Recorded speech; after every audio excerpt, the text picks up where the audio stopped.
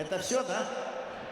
Все, Доброе спасибо. утро, дорогие телезрители. Говорит и показывает город Якутск, спорткомплекс «Триумф». Предолимпийский чемпионат России. Как долго, дорогие друзья, мы ждали этого события, и вот этот день настал. Сегодня в Якутске идет дождь, но несмотря на это, с утра, прямо с 7 утра у спорткомплекса «Триумф» толпился уже народ. И, как мы видим, уже зал заполняется, но я уверен, что сегодня в течение дня здесь будет полный зал.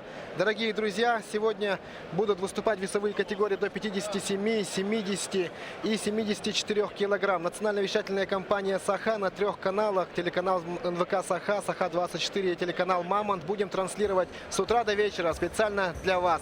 У микрофонов редакторы Олег Марков и Степан Посельский. Ну что, поехали? Удачи! Да. Поехали, удачи и доброе утро всем. Конечно же, мы сегодня ждем одного человека. Вся Якутия ждет, конечно же, Виктора Лебедева. 57 килограмм, первый же день чемпионата России. И это, конечно же, самый волнительный момент для всех якутских болельщиков. Но мы, конечно же, вещаем на всю Россию, даже, наверное, можно сказать, на весь мир. Можете наблюдать за схватками лучших борцов России также на портале nvk-online.ru. Сегодня два олимпийских веса, 57 и 74, и один не олимпийский вес, но, конечно же, он тоже решающий. Чемпионат мира тоже никто не отменял. В декабре он состоится, и, конечно же, 70 килограммов тоже будет очень жарко. Итак, весовая категория до 57 килограмм. Вчера на взвешивании было 35 спортсменов, и все они прошли норму. И сегодня все они выйдут на ковер. С утра сразу квалификацию начнут Магомедов Магомед Расул Дандух Хурешаол, Булдаев Зарикто Гиреев Зиевуддин, Гибеков Артем и Эдуард Григорьев. Ну и сразу после этого первой же схваткой выйдет наш чемпион Виктор Лебедев. Дорогие друзья, мы очень долго ждали, как я уже говорил, и очень волнительный день. Наверняка он для нас длился очень долго, а для спортсменов он пролетел незаметно. Да, вот совсем недавно проходили сборы, первые сборы, вторые, потом последние сборы, а после этого прошло всего лишь пару дней, и сегодня им предстоит выйти на ковер. Конечно, один из самых тяжелых дней для спортсменов был вчера, день взвешивания. Кто был вчера на взвешивании, видели, какие лица у наших ребят, да, какие лица у спортсменов, которые выступают в весовой категории до 57 килограмм. Мы знаем, что именно эти ребята гоняют больше всего веса. И было очень сложно, конечно, наблюдать за этой картиной. Особенно над спортсменами, у которых большой рост. Да, очень много они гоняли. И хочу сказать, что все, кто сегодня выйдут на ковер весовой категории до 57 килограмм, они все герои и достойны уважения. Да, действительно, они герои. И, конечно же, на протяжении 2 олимпийских циклов, то есть это 8 лет, да, но начали, конечно же, не намного раньше, но на таком высоком уровне держать весовую категорию до 57 килограммов, это действительно очень большое дело. И сегодня мы увидим лучших из лучших. Действительно, 57 килограммов в России это одна из самых сложных весовых категорий. Самая высокая конкуренция в этом весе, и, наверное, сравнить можно только с весовой категорией до 97 килограммов, где, конечно же, величайшие борцы тоже выступают. Ну, сами посудите, 57 килограммов, двукратный чемпион мира, олимпийский чемпион, чемпион России, чемпион Европы. Чемпионы Европы. То есть все самые именитые борцы в этом весе. Да, Степан действительно прав. 57 и 97 килограмм. Здесь будет очень сумасшедшая просто конкуренция. Ну, тем будет интереснее, дорогие телезрители, наблюдать за этими схватками. Ну и хочу сказать, что в весовой категории до 57 килограмм приехали все основные лидеры. Все, кто может сегодня заявиться, они все здесь. Так что смотрим, ждем. Да, и, конечно же, смотря на турнирную сетку, да, таблицу, мы видим в верхней сетке Виктор Лебедев. Конечно же, его развели с Александром Богомоевым. Александр Богомоев, вы знаете, 57 килограммов в этом году выиграл Ерыгинский турнир и является тоже одним из лидеров в этой весовой категории. Он вернулся в 57, конечно же, вернулся, потому что это олимпийский вес, и он, конечно же, претендует на место в олимпийском составе. Виктор Лебедев в верхней, Александр Богомоев в нижней сетке. Там же Джамал Тарсултанов. Конечно же, очень интересно, кто же из этих двух борцов. Я думаю, что все, конечно же, согласятся, что в нижней сетке эти два лидера бесспорно являются фаворитами. Джамал Атарсултанов и Александр Богомоев. Да, и они могут встретиться в полуфинале, в лучшем Да. случае. Да? Ну, насчет сетки, можно сказать, что в верхней сетке у Виктора Лебедева из основных конкурентов есть Исмаил Мусукаев, Азамат Тускаев, Гаджимурат Рашидов. Все они попали в верхнюю часть сетки. Ну, что касается лидеров, да. Ну, а в нижней сетке у Александра Богомоева Джамал Атарсултанов, Нариман Исрафилов и Амак Сирин. Но что И касается... Артем Гибеков. Да, и Артем Гибеков. Что касается конкуренции в этой весовой категории, вы все помните, как 4 года тому назад проходил чемпионат России в городе Санкт-Петербург. Тогда в этой весовой категории мы говорили, что сумасшедшая конкуренция, но возьмите этот год, да, этот год еще больше конкуренции, потому что все, кто боролись тогда в Санкт-Петербурге в этой весовой категории, все лидеры, они здесь.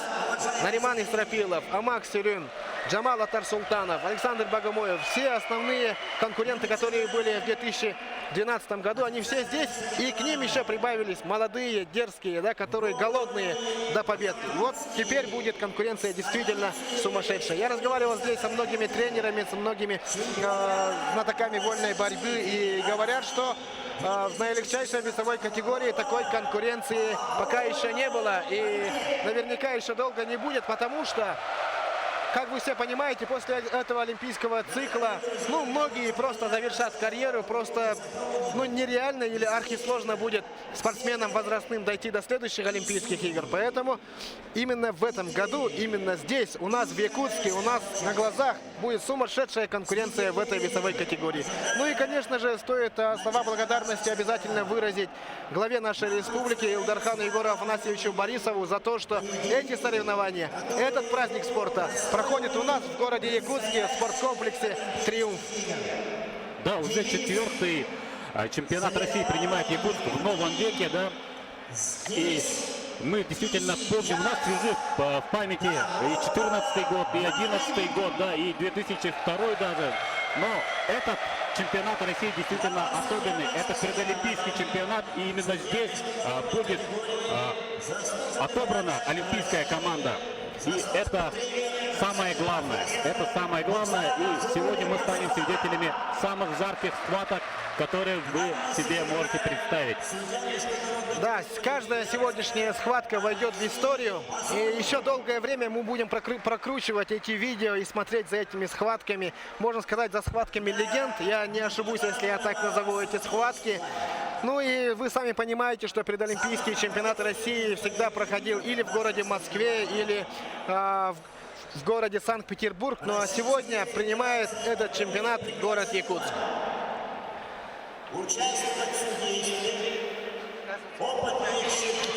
Представляет судей.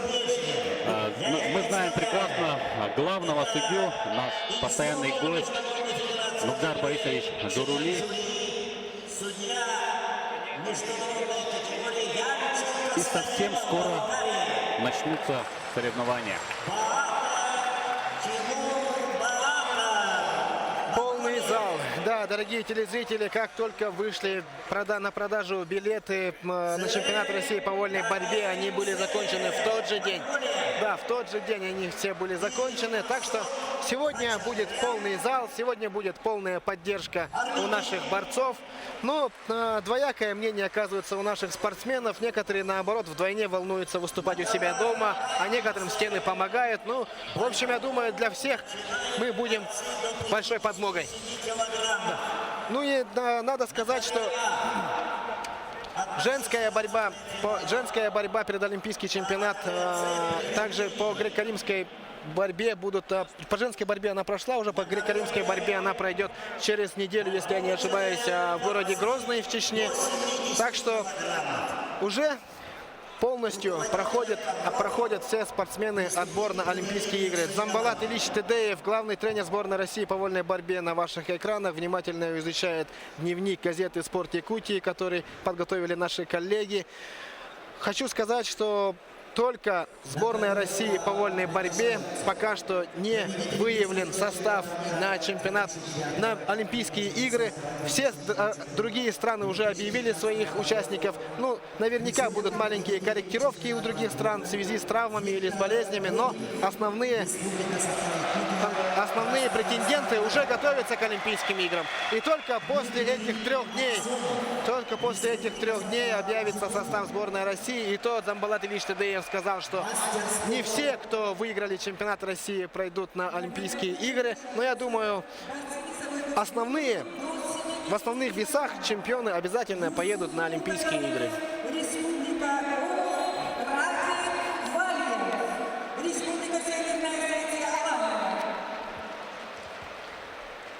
На конференции приглашаются борцы весовой категории. Да, перед вами инфографика, который подготовили наши режиссеры. Последние результаты чемпионатов России. 13, 14 и 15 год. По весовым категориям до 61 килограмма мы видим Бекхан Гайгариев, Тимур Пестеров, Бесик Кудуков, Опанса в 2013 году, Александр Богомоев, Егор Пономарев, Мурат Нухкадиев, Бекхан Гайгариев 2014 год, 15 год, опять Александр Богомоев, Джамал Атарсултанов. Ну и в общем вы видите у себя на экранах всех основных лидеров за последние 3 года. Весовая категория до 65 килограмм. Ну а, дорогие телезрители, тем временем на ковер вышли первые спортсмены, которые открывают чемпионат России, предолимпийский чемпионат России по вольной борьбе. Да, на ковре С уже сейчас мы видим Магомед Расула Магомедова в красном трико и его соперник, хорошо нам известный парень из Тувы, Дондуков Хурешов. Ну а перед вами сейчас на ковре Виктор Лебедев. Да, сразу на 2 коврах выходят борцы наилегчайшей весовой категории. Это понятно, 57 килограмм. Самое большое количество участников, 35 человек. Итак, на ковер А выходит наш чемпион Виктор Лебедев. Очень волнительно, конечно. Мы все будем наблюдать, будем все смотреть, как же восстановился сегодня Виктор Лебедев. Естественно, после сгонки веса, после вчерашнего дня всем лидерам надо хорошенько восстановиться. Ну, сегодня выиграет именно тот спортсмен, который хорошо восстановился. Ну и, естественно, имеет хороший объем и полностью прошел все этапы тренировок. Ну, Виктор Лебедев по жребию попал на Аксенова в первом круге. Виктор Лебедев ведет со счетом 2-0. Да, Дмитрий Аксенов, а также уроженец Тампонского Улуса, одна из надежд нашей сборной. Вот буквально на днях, 11 мая, он стал вторым призером чемпионата России среди студентов. Призер, серебряный призер также чемпионата республики. Да, очень важно продышаться в первой схватке. Очень всегда волнительный и очень сложный бывают именно первые схватки. Да, и Витя всегда сам говорил, что первая схватка всегда сложная. Но мы понимаем, потому что в первой схватке очень сложно борцу разбудить свой организм, да, привести в порядок, привести к действию. Ну и вот первая схватка у нас с Дмитрием Аксеновым. Мы видим, что все, которые сегодня выйдут в этой весовой категории, они уже будут чуть-чуть размером меньше, чем мы их обычно привыкли видеть. Да, они согнали столько килограммов, что за ночь не восстановить все равно они. Да, ну, я думаю, что сегодня в этой весовой категории примерно средний вес где-то 60 килограмм. Да, мы видим тренеров Виктора Лебедева, Ивана Ивановича Дмитриева и Владимира Гигамовича Мадасяна. Секундирует.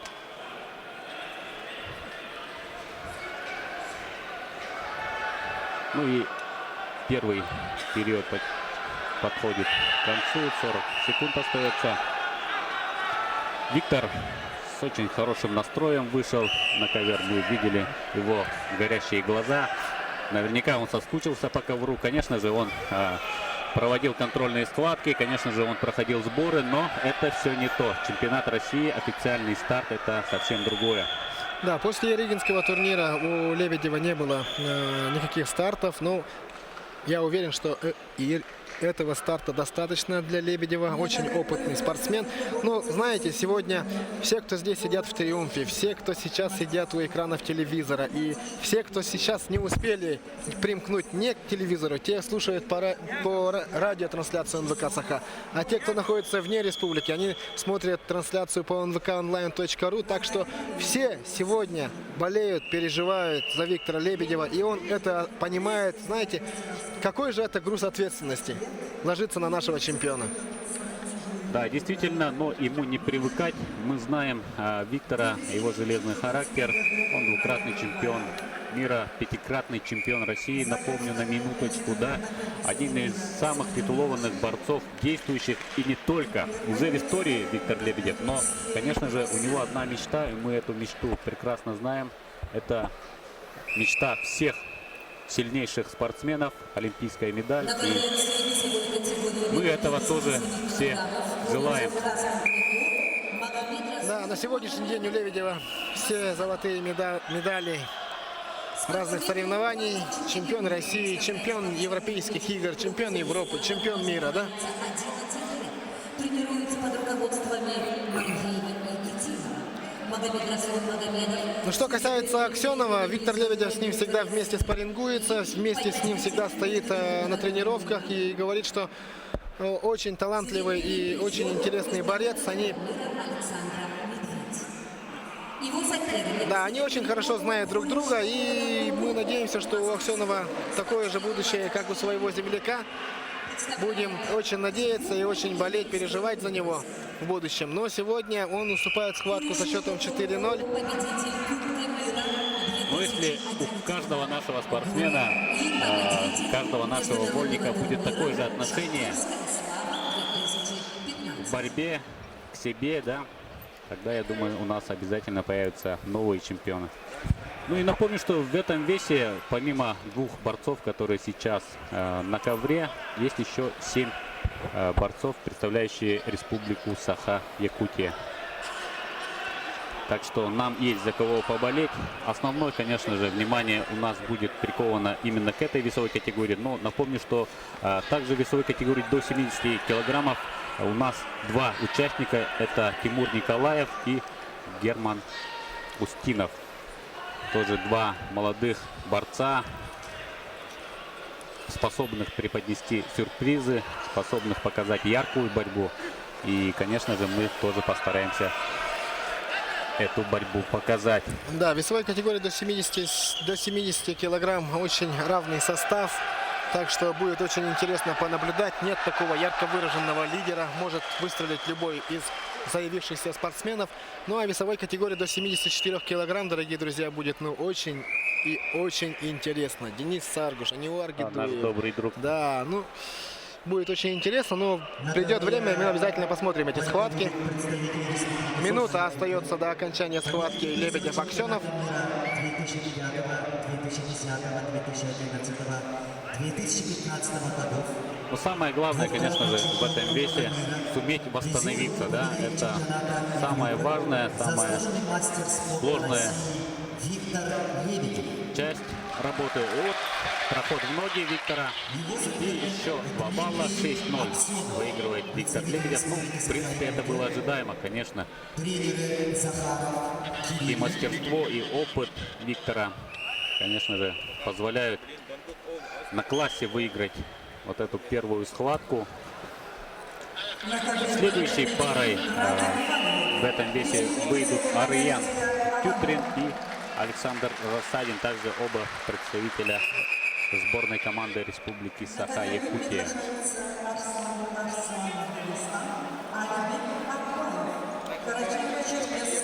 Совсем недавно, всего лишь месяц назад, 11 мая, Дмитрий Аксенов участвовал на чемпионате России среди студентов, где дошел до финала и занял 2-е место. Ну и на Ерегинском чемпионате в этом году у Дмитрия Аксенова 8-е место. Ну и в этом году на турнире Тарского Аксенов проиграл Охлопкову, тем самым заняв 2-е место. Ну что, Лебедев, Витя, давай вперед, мы верим и ждем следующих схваток. Ну а на ковре Ц одержал победу Досукол Курешкол со счетом 8-5. Жаркая была схватка. Приглашаются Ария Тюрни, Саха Якутия, Александр Рассадин, Москва, Республика Саха Якутия. На ковер приглашаются Заринко Булгаков, Бурятия. На повторах смотрим движение Виктора Лебедева. Самая главная задача для Вити в первой схватке это было, конечно же, продышаться, почувствовать ковер, себя, поверить в свои силы. И вот он в первой схватке набрал 6 баллов. И выходит в следующий круг. В следующем круге у Лебедева будет соперник, победитель пары Ариан Тютрин и Александр Рассадин.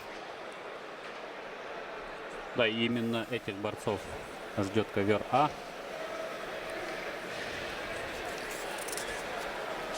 Ариан Тютрин, он подарил нам тоже много эмоций на чемпионате России 2014 года, стал бронзовым призером. Ну а Александр Рассадин, родной брат одного из наших лидеров, Виктора Рассадина.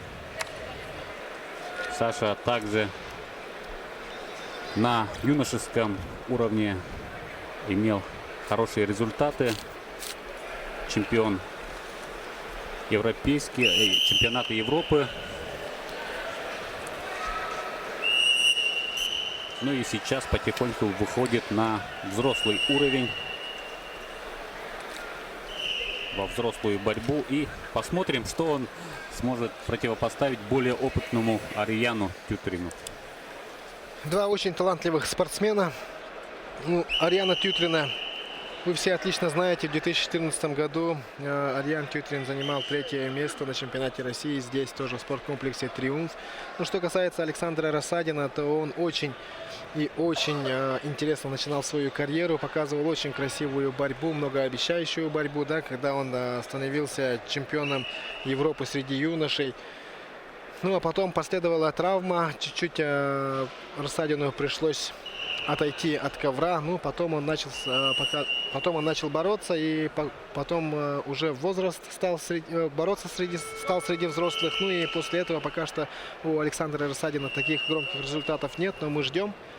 Помните, когда выходил Ниргун Александров по юношам был очень талантливый, очень интересную борьбу всегда показывал. Мы все верили, ждали от него, да, он участвовал на первенстве мира среди юношей. Ну, а как вышел по молодежке и по взрослым, у него результаты не пошли. Ну, а сейчас он начинает показывать очень интересную и зрелую борьбу. Так что мы сегодня увидим Ниргуна Александрова на ковре. Будет очень интересно понаблюдать за его схваткой. Почему-то я жду от него очень зрелищной и красивой борьбы на этом чемпионате и верю в него. Ариан Тютрин проходит в ноги, но здесь будет бескомпромиссная борьба. Они будут бороться за победу. Один из победителей этой пары выйдет на Виктора Лебедева. Да, и это шанс, конечно же, понимают ребята, что у Виктора Лебедева хорошие шансы на то, чтобы выйти в финал. Ну, то есть тем самым борьба за медали может продолжиться, да? Ариан Тютрин 2-0 ведет эту схватку. Пусть алданец, представитель одной из сильнейших школ нашей республики борцовских. Бронзовый призер чемпионата России 2014 года. Вот у Ариана Тютрина, в принципе, проблем нет со сгонкой веса, да, об этом говорят и тренеры, и ребята тоже, да, вот видите, 57, для него, в принципе, согнать вес не самая большая проблема. Да, вчера на взвешивании, надо сказать, самыми спокойными были Ариан Тютрин и Ямак Сюрин. Да. Они улыбались, они здоровались, они разговаривали, они фотографировались, да. Ну, в общем, со сгонкой веса проблем нет. Ну, ой, какой в опасном положении находился Тютрин. Саша возьмет балл. 4 балла возьмет? Нет. Ай-яй-яй, да, обидно попался Рассадин. Чуть-чуть не хватает опыта, конечно, Александру. Мы знаем, что сложно, да, выходить во взрослую борьбу. И не каждому это дается даже. Но вот мы надеемся, что Саша все-таки себя покажет. Ну а Арьян, конечно, более опытный спортсмен. И вот из сложнейшей ситуации он заработал еще 2 балла. Счет уже 8-0. И заканчивается первый период. Что касается братьев Рассадиных, Александр и Виктор в последнее время очень здорово прибавили в росте, да, поэтому я думаю, Александру Рассадину уже не так уж и легко бороться в этой весовой категории. Как мы видим, какой он высокий стал, да, как начинает набирать в массе. Ну а что касается Виктора, то, наверное, многие сейчас рассуждают, да, насчет Виктора Рассадина, почему он не согнал вес на 57 килограмм. Весь олимпийский цикл боролся в этой весовой категории, а сейчас почему он не смог согнать. Но вы сами понимаете, молодой организм растет, и действительно для Виктора было бы архисложно, но я считаю, что практически нереально было бы согнать в эту весовую категорию, поэтому и Виктор сам, и тренеры решили, что он будет бороться в весовой категории до 61 килограмм, то есть завтра. И еще 2 балла, и Арьян Тютерин завершает эту схватку досрочно со счетом 10-0. В следующей схватке Арьян Тютерин будет бороться с Виктором Лебедевым. Ариана поздравим с первой победой. Очень яркая она оказалась, да? Но Александр, мы понимаем, чуть-чуть не хватает опыта, да? Еще раз повторюсь, но... Нет, ну я уверен, что Александр Рассадин себя еще обязательно покажет. Будет у него еще время. Смотрим Да, повтор. вот.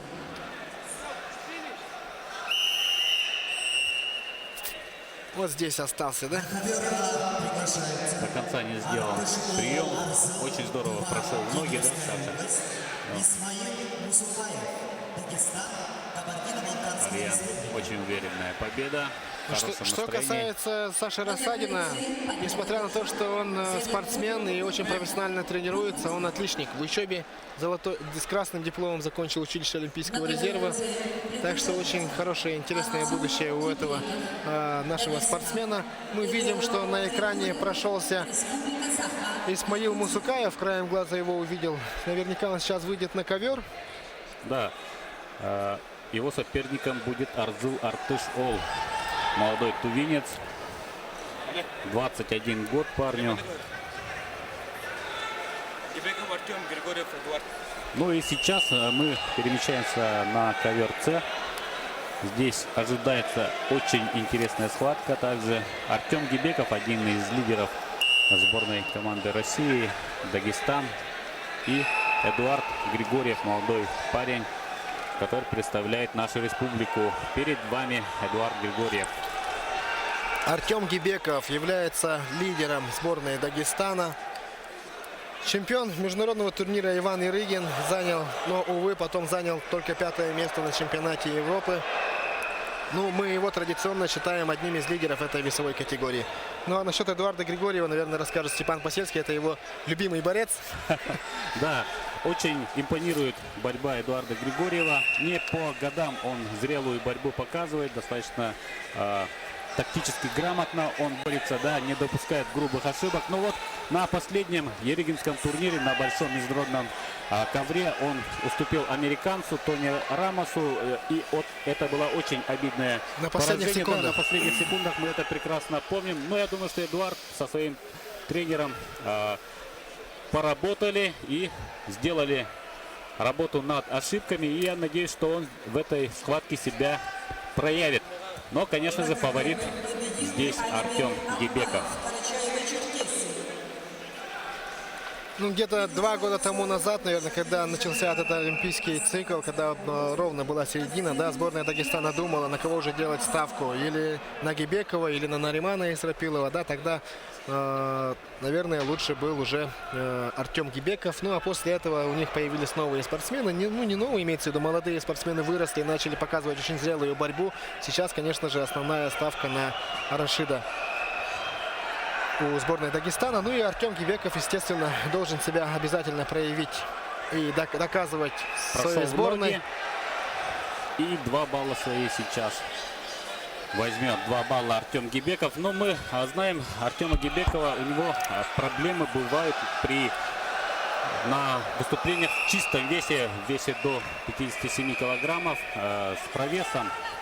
Выступает на Еригинском турнире и стал тогда чемпионом.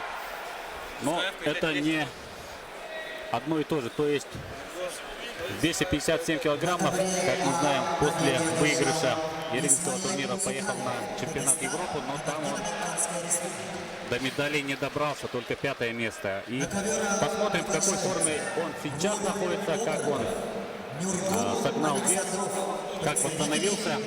Пока ведет 2-0. Тем временем на ковре А Мусукаев одерживает очень уверенную победу со счетом 10-0 и выходит в следующий круг. Он выиграл борца из Тувы Арзел Артыш Оола. Можно сказать, для него была тоже очень проходная схватка, где он успел продышаться, почувствовать ковер. Но я думаю, что он будет одним из самых основных конкурентов для Виктора Лебедева. И они могут встретиться уже в 3-м круге. Да, очень опасный соперник, конечно же, Исмаил Мусукаев. Очень быстрый, резкий, техничный борец. Владимир Николаевич Кириллин секундирует Эдуарду Григорьеву. Естественно, для Владимира Николаевича подошел самый ответственный момент, час X. Как мы помним, он был назначен главным тренером сборной Республики Саха-Якутия в этом олимпийском цикле в начале прямо, да?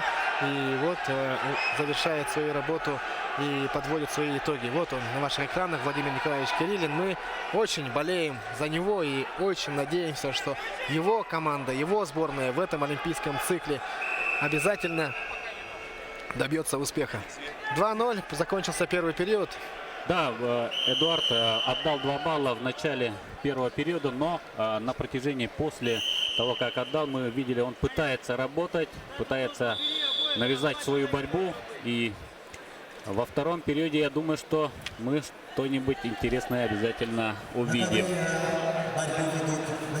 Вот мы видим, да, как Артем Гибеков взял 2 балла. Да, ну и здесь будет положение, когда Гибеков будет делать накат, но тогда он начал движение уже выйдя уже за ковер, поэтому то техническое действие не засчитали. Так что на табло 2-0. Ну, Артем Гибеков известен своей мощью, очень мощный для этой весовой категории борец, сильный физически. Вот мы видим, Эдуард достойное сопротивление оказывает одному из претендентов, скажем прямо, да, на медали чемпионата России. Он призер уже чемпионата России, чемпион и Рыбинского турнира, именитый, титулованный достаточно борец. Мастер спорта. Ему 20 лет. Да, и предупреждение, конечно же. Да, 30 секунд дали Эдуарду Григорьеву.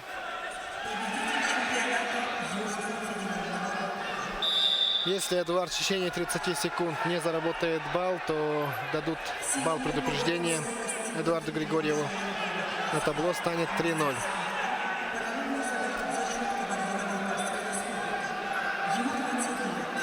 Как только поменялись правила в вольной борьбе, всегда очень спорные вот этот момент. Опа, как хорошо прошел Эдуард, но да, увернулся Артем. Всегда очень спорный момент, когда судья дает кому-либо предупреждение. Ну, судья обязан дать предупреждение. Да, мы видим, сейчас Эдуарду надо работать сейчас. У него время есть еще около 2 минут. И если он также будет нагнетать, также будет давать темп такой, да, задавать, у него обязательно будут шансы взять баллы у Артема. Ай-яй-яй-яй-яй. Да. Еще 2 балла Артема Гибекова. 5-0 счет. И 1,5 минуты, меньше 1,5 минут для того, чтобы исправить ситуацию. Но очень сложно, конечно, Эдуарду. Парень совсем молодой. Но очень достойно он себя показывает на ковре сейчас. Эдуард Григорьев занял 2-е место на международном турнире Гран-при Дмитрия Петровича Коркина. Тогда, наверное, он показал очень зрелую борьбу, да, тогда мы в него поверили, тогда мы поняли, что Эдуард может претендовать на очень высокие места, и наконец-то он начинает входить во взрослую борьбу. Проиграл он тогда Виктору Рассадину. Да, ну и становился чемпионом спартакиады народов Якутии, намцев. Меньше минуты, уже 40 секунд остается до конца схватки. Артем Гибеков ушел в защиту. Понятно, что достаточно комфортный шаг. Опа! Бросал в ноги Эдуард. Но защищается очень здорово Артем. Не дал взять баллы и контролирует ситуацию. 5-0. 20 секунд 19. Спорткомплекс «Триумф» потихонечку начинает оживаться. Вы видите, когда Эдуард проходит в ноги, как начинает взрываться стадион. Ну, оп! И еще один проход. Ну, взять 10 балл, секунд. взять 2 балла. 1 балл, да. Да. Ну, гол престижа, что называется, да? Размочили счет 5-1. У Эдуарда все впереди. Да, ну, И это для него хороший опыт. Артем Гибеков начинает очень сложно чемпионат, да. Очень сложная у него первая схватка. Да, не сказать, что очень легко он, да, выиграл. Мы уже только начали наблюдать за ковром С, а на ковре А вот мы объявил, да, Олег, Исмаил Мусукаев за несколько секунд практически 10-0 выиграл. Здесь ситуация другая.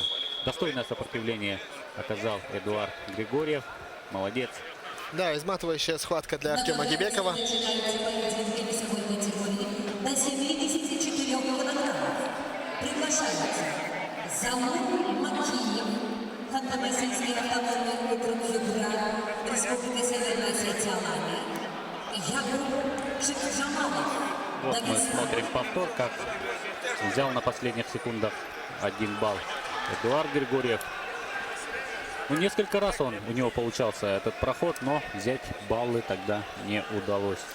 На ковре А идет борьба между спортсменами Робертом Окороковым и Ниргуном Александровым. Роберт Окороков ведет со счетом 3-0. Да, идет второй период схватки. Ну, достаточно, кстати, такой сюрприз, скажем, да, для любителей вольной борьбы. Роберт Окороков покинул ковер, не боролся несколько лет и вот вернулся, и сразу чемпионат России. Мы Да. его прекрасно знаем, да, как он был одним из лидеров нашей сборной в предыдущем олимпийском цикле, но в этом цикле он практически не боролся. Ну, он не боролся по той причине, что его забрали в армию, да, Да, отслужил. призвали, да. Отслужил в армии и вернулся и начал бороться. Да, так, ну, он завоевал путевку на чемпионат России на ДВФО. На ковре Б победитель Получил именную лицензию, можно сказать, на чемпионат России. И вот он проводит первую схватку.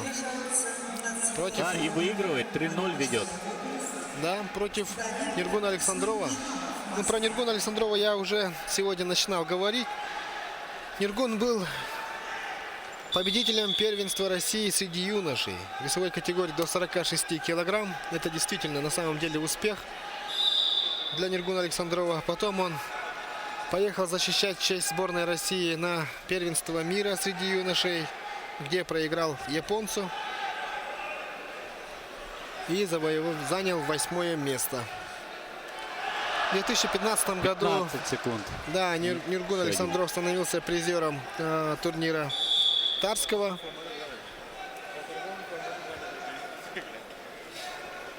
И мы помним, что Ниргун Александров совсем недавно, да, в 2015 году на Нусуева занял 2-е место, где выиграл Вахидова, Ферзалиева. Ну и в финале в очень упорной борьбе проиграл Артему Гибекову со счетом 7-5. Ну, поздравляем Роберта Окорокова. Он проходит следующий раунд. Приглашаются Азамат Тускаев, Московская область. Опытный борец. Да, почему-то я очень надеялся на Ниргуна, как я уже говорил, да, но видите, вот так вот. Знаете, обычно бывает очень сложно бороться спортсменам, ну, якутянам между друг с другом, да, ну, наверное, это касается всех сборных, потому что сами понимаете, что каждый день вместе тренируются, очень хорошо знают друг друга, да, поэтому сложно показать какую-либо борьбу. Ну, если бы, например, они попались бы, ну, чуть-чуть по-другому бы сетка сошлась, и если бы попали не на друг друга, то было бы, наверное, очень интересно посмотреть за Нургуном Александровым. Но Нургун сегодня уступил. Мастер спорта международного класса. Итак, на ковер Гаджимурат Рашидов и Азамат Тускаев. Ну, просто супер схватка.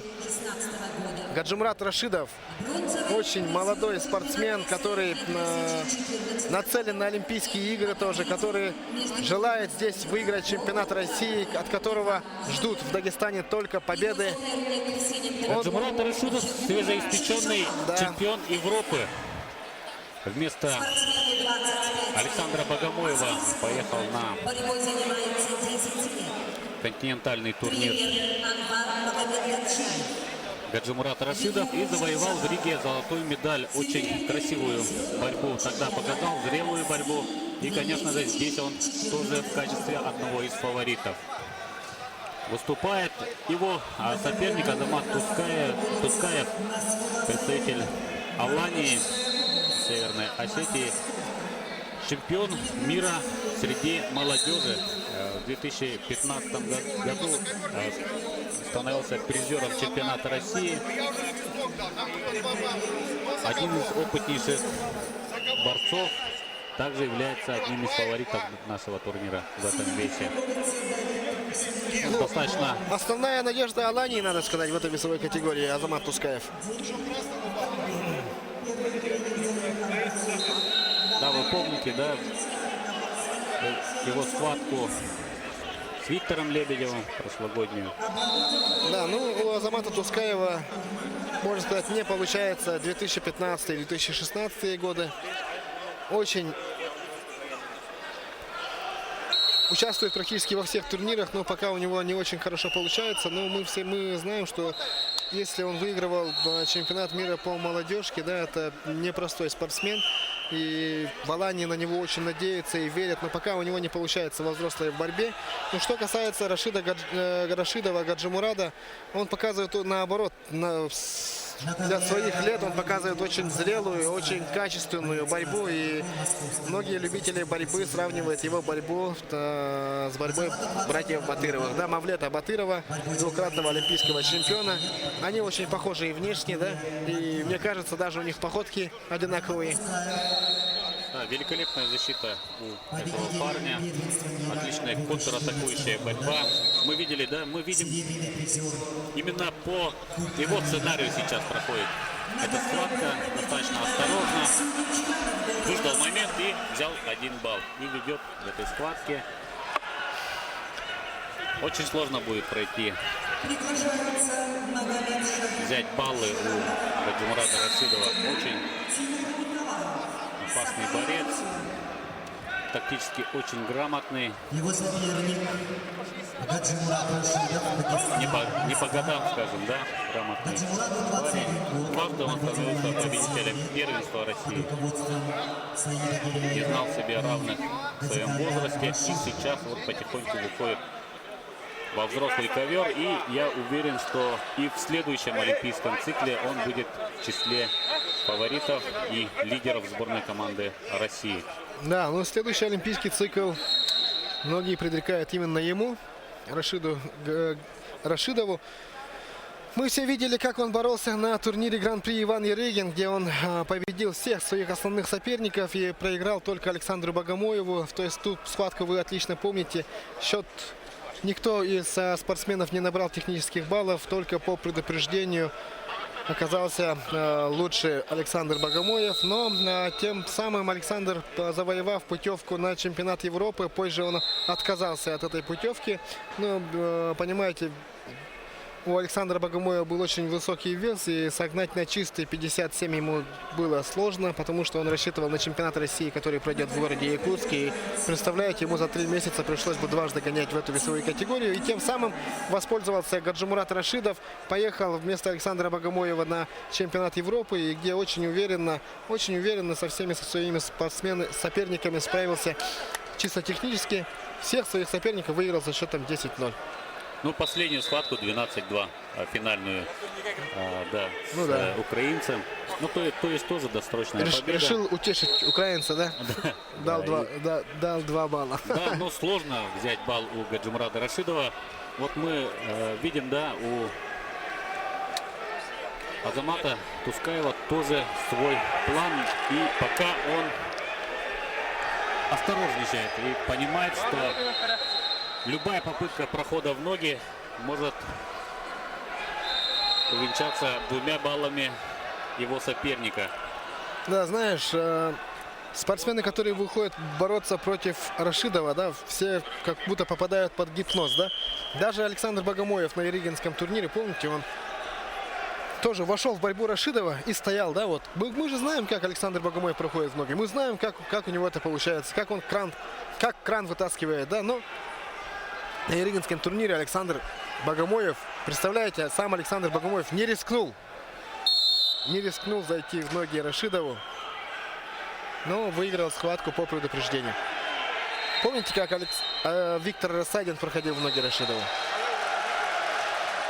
При счете тоже 0-0 Виктор Рассадин уловил момент и прошел в ноги, и одним движением Рашидов защитился, тем самым выиграв 2 балла, да, у Виктора Рассадина. Опа! 4 балла. Сам проходит в ноги, и так какой бросок, да, красивый получился у Гаджимурада Рашидова. 5-1 ведет.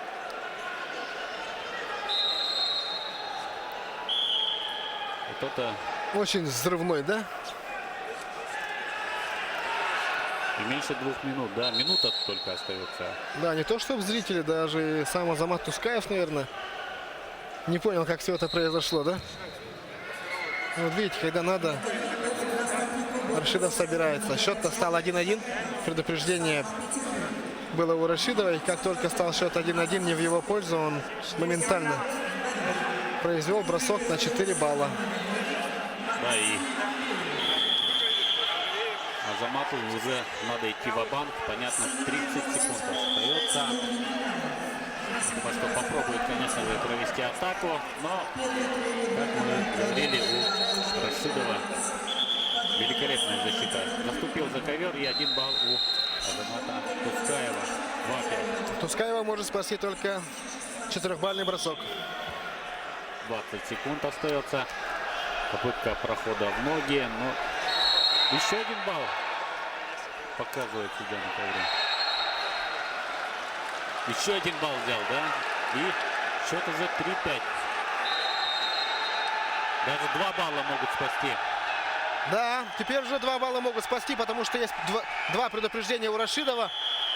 Но остается очень мало времени. Да. Не хватило времени Азамату Тускаеву. Счет встречи 3-5 в пользу Гаджимурада Рашидова.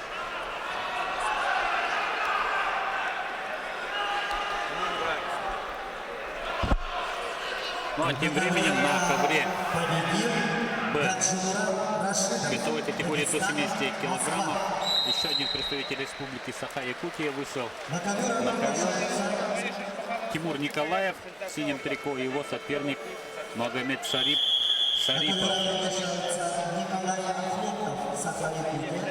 И пока ведет Тимур Николаев со счетом 1-0. На ковре С победил Заур Макиев. Перед вами Гаджимурад Рашидов, чемпион Европы. Ханты-Мансийский автономный округ Югра, Северная Осетия. Хочу попросить у наших режиссеров еще раз повторить тот момент, когда Гаджимурад Рашидов бросил Азамата Тускаева на 4 балла. Мартин Каширков, Кабардино-Балкария. Ахмед Гаджимагомедов, Дагестан, Москва. Выходит, вот еще раз повтор показывает наши режиссеры. Спасибо большое. Видите, как он резко проходит, да, вот. Даже на замедленном повторе, как быстро все это происходило. Да, ну очень опасный спортсмен.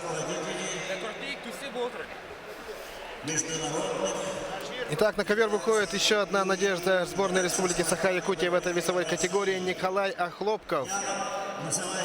Против него Шихмурзаев Адам. Ханты-Мансийский автономный округ представляет Адам.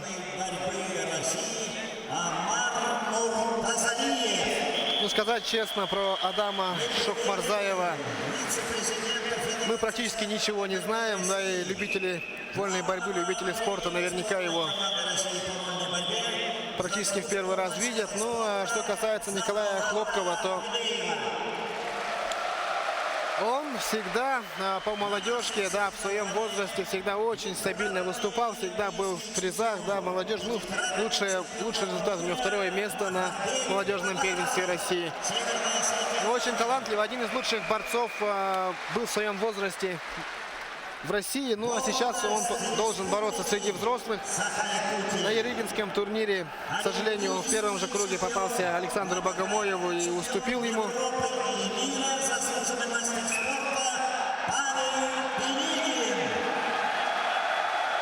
Опа! Накат делает Николай Хлопков. Еще раз. Еще раз. Ну, еще раз давай. 8-0. Да. И еще. Еще. Ай-яй-яй-яй-яй. Руку оставил очень неудобно. Олимпийский чемпион по греко-римской борьбе, а ныне министр спорта Кабардино-Балкарской республики Асламбек Куштаров. Ну, 1 балл. Да. Взял его соперник. Ну, чуть не поторопился, да, Николай? Чуть не попался сейчас на контрприеме. Будь более опытный соперник, оставь так руку, не простили бы, да? Ну, да. Еще 2 балла. И надо еще один взять, чтобы завершить эту схватку досрочно. Да, но понимает Николай, что чем быстрее выиграешь, тем больше отдохнешь, да. Все-таки вчера на взвешивании, ну, очень много согнал Николай, да, очень сложно было на него смотреть, но он молодой спортсмен, поэтому молодые быстрее восстанавливаются. Ну, один из самых ярких борцов, самых бросковых борцов нашей сборной, да. Одна из надежд нашей республики. Николай Хлопков. Красивую борьбу показал, да. Очень яркий спортсмен. Еще 2 балла сейчас возьмет. И 12-1. Завершается эта схватка.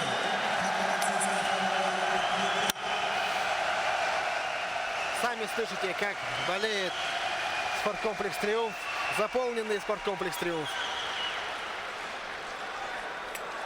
Да, практически не остается, да, свободных мест в нашем зале.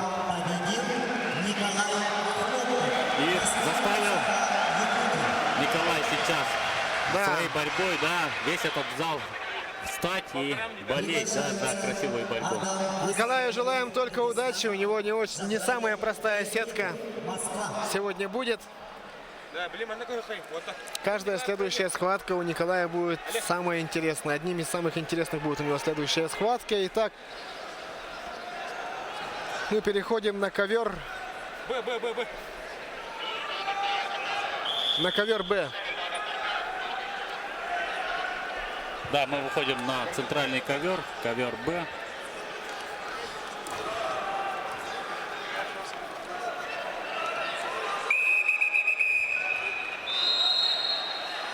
Да, и в синем трико Тимур Николаев, Республика Саха-Якутия, и его соперник Магомед Шарипов, чемпион Санкт-Петербурга.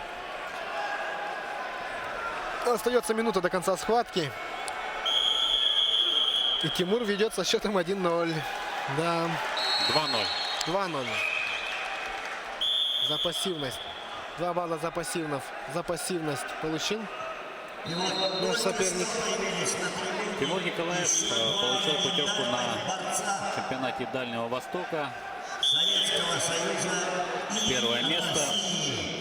Призер международного турнира Дмитрия Петровича Коркина. Олимпийский чемпион мира и Европы, ныне старший тренер сборной команды Тренировался в Москве у тренера Крылова, да.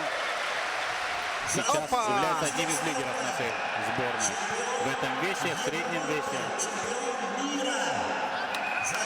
2 балла. 4-0. Очень уверенно.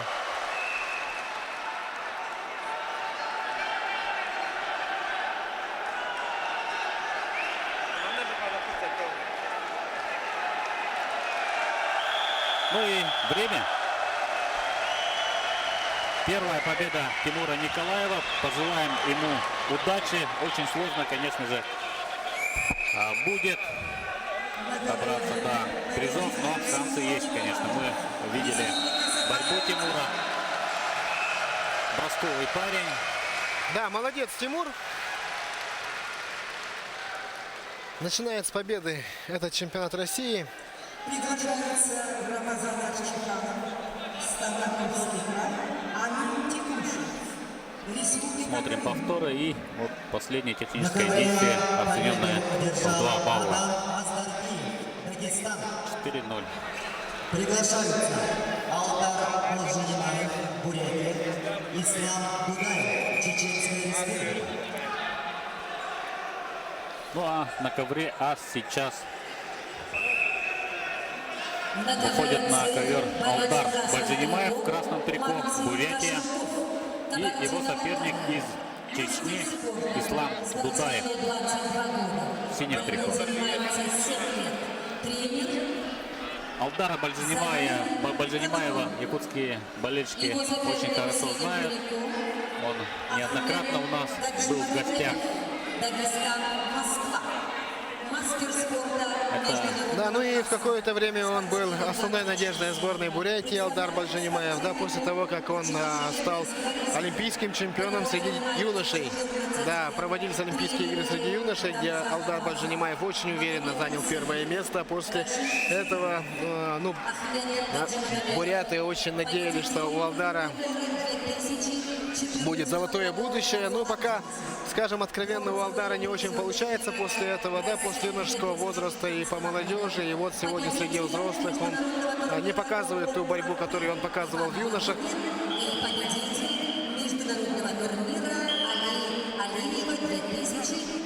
И вот Ислам Дудаев зарабатывает 2 балла.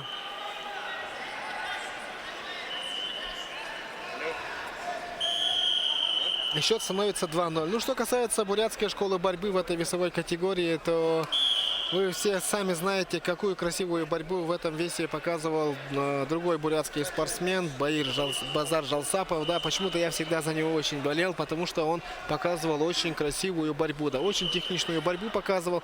Он всегда был очень маленький ростом, да, всегда был меньше всех. У него никаких проблем со сгонкой веса не было даже в весовой категории до 55 килограмм.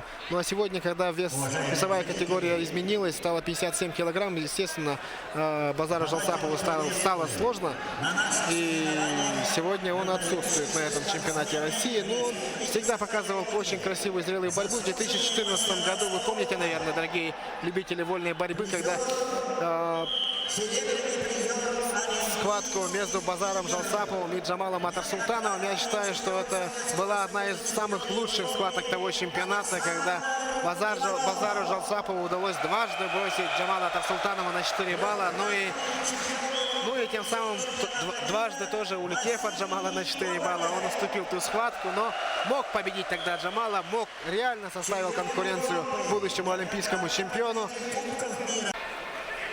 Айхан действительно, мне кажется, сложно согнал, действительно, вес. Очень инертным выглядит на ковре. Не такого выступления, конечно, ожидали его и болельщики, и тренер, но тем не менее, каждая схватка — это урок, каждая схватка — это опыт для молодого борца. Пожелаем Айхану удачи впереди. Ну и схватка-то еще не закончена. 2 минуты у Айхана. Мы видели, как только что, да, Нариман Сарапилов проигрывал 4 балла. И даже 30 секунд оставалось всего. Но я уже действительно практически отвернулся от ковра. Но Нариман показал и доказал, что на ковре возможно все. Самое главное — это мастерство, твое желание и твоя энергия, и твой характер. Верить в себя и бороться до конца. Да. Опа! Простая истина, да, и Айхан Антонов сейчас Хотел провести мельницу, да. Ну, 1 балл. 7-1 проигрывает Айхан. 2 минуты практически у него еще есть в запасе. Можно, конечно, побороться, попытаться. При таком количестве людей, да, вся республика на тебя смотрит, Айхан. Постарайся, покажи себя. Родные, близкие, друзья, если не сидят здесь в Триумфе, то смотрят по телевизору, да, Айхан? Да, ну здорово проходит Костян в ноги, да? Раз за разом, раз за разом. Да, конечно. Как мы уже говорили, здесь случайных людей не бывает на чемпионате России. Тем более в весе до 57 килограммов. Как себя показал Роберт Окороков, да, который только вернулся. Мне кажется, он в хорошей форме находится. И следующий Еще опять захват на мельницу. Опа!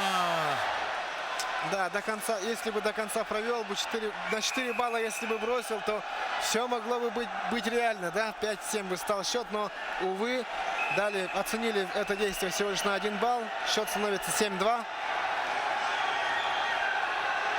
Но минута есть у Да, Айхана. раз за разом пытается Айхан провести мельницу. Как за него болеют, да, как будто это финал, да. Я вот не представляю себе, что тогда будет в финале, да, что будет в решающих схватках. Это будет, наверное, просто что-то потрясающее. Если даже в первом круге, да, в такой схватке вот так болеет зал, дорогого стоит, конечно. Да, атмосферу зала просто не передать словами.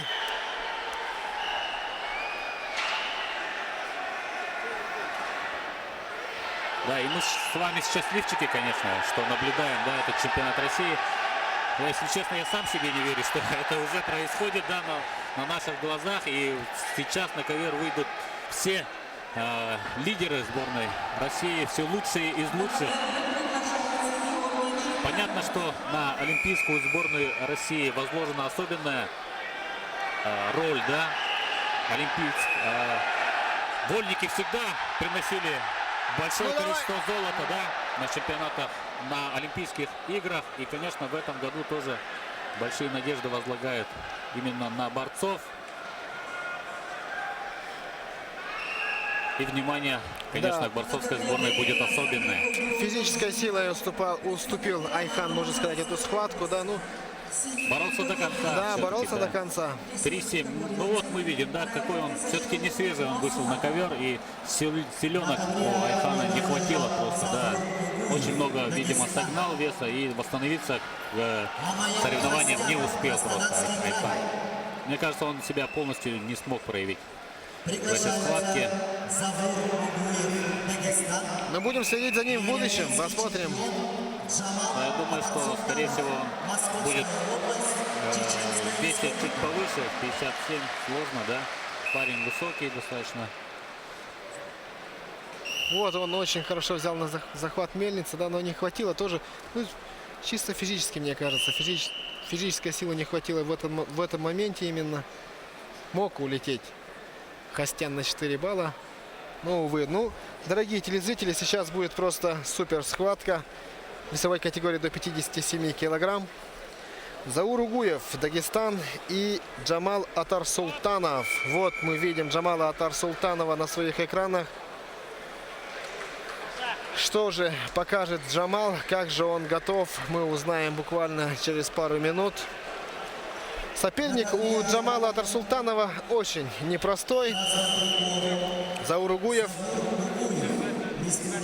Дважды он становился победителем первенства России по молодежи. Дважды становился победителем первенства мира по молодежи. Вот он, Заур Угуев. Мы знаем, что у Заура Угуева непростая спортивная судьба. После этих громких результатов у него была дисквалификация на 2 года.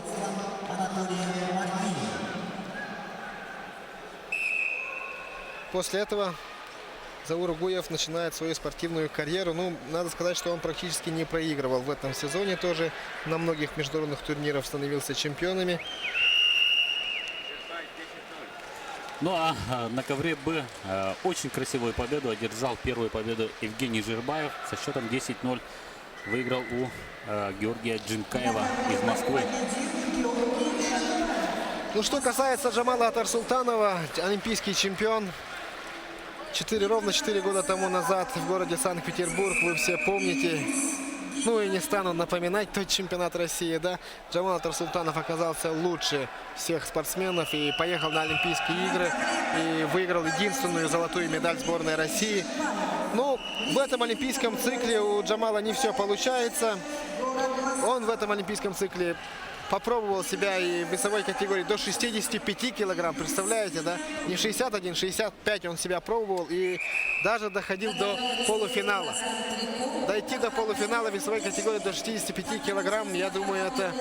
Да, борцу, который выступает, весит до 57 килограмма. Да. То есть это две категории, да, выше на две категории. И это, конечно, дорогого стоит.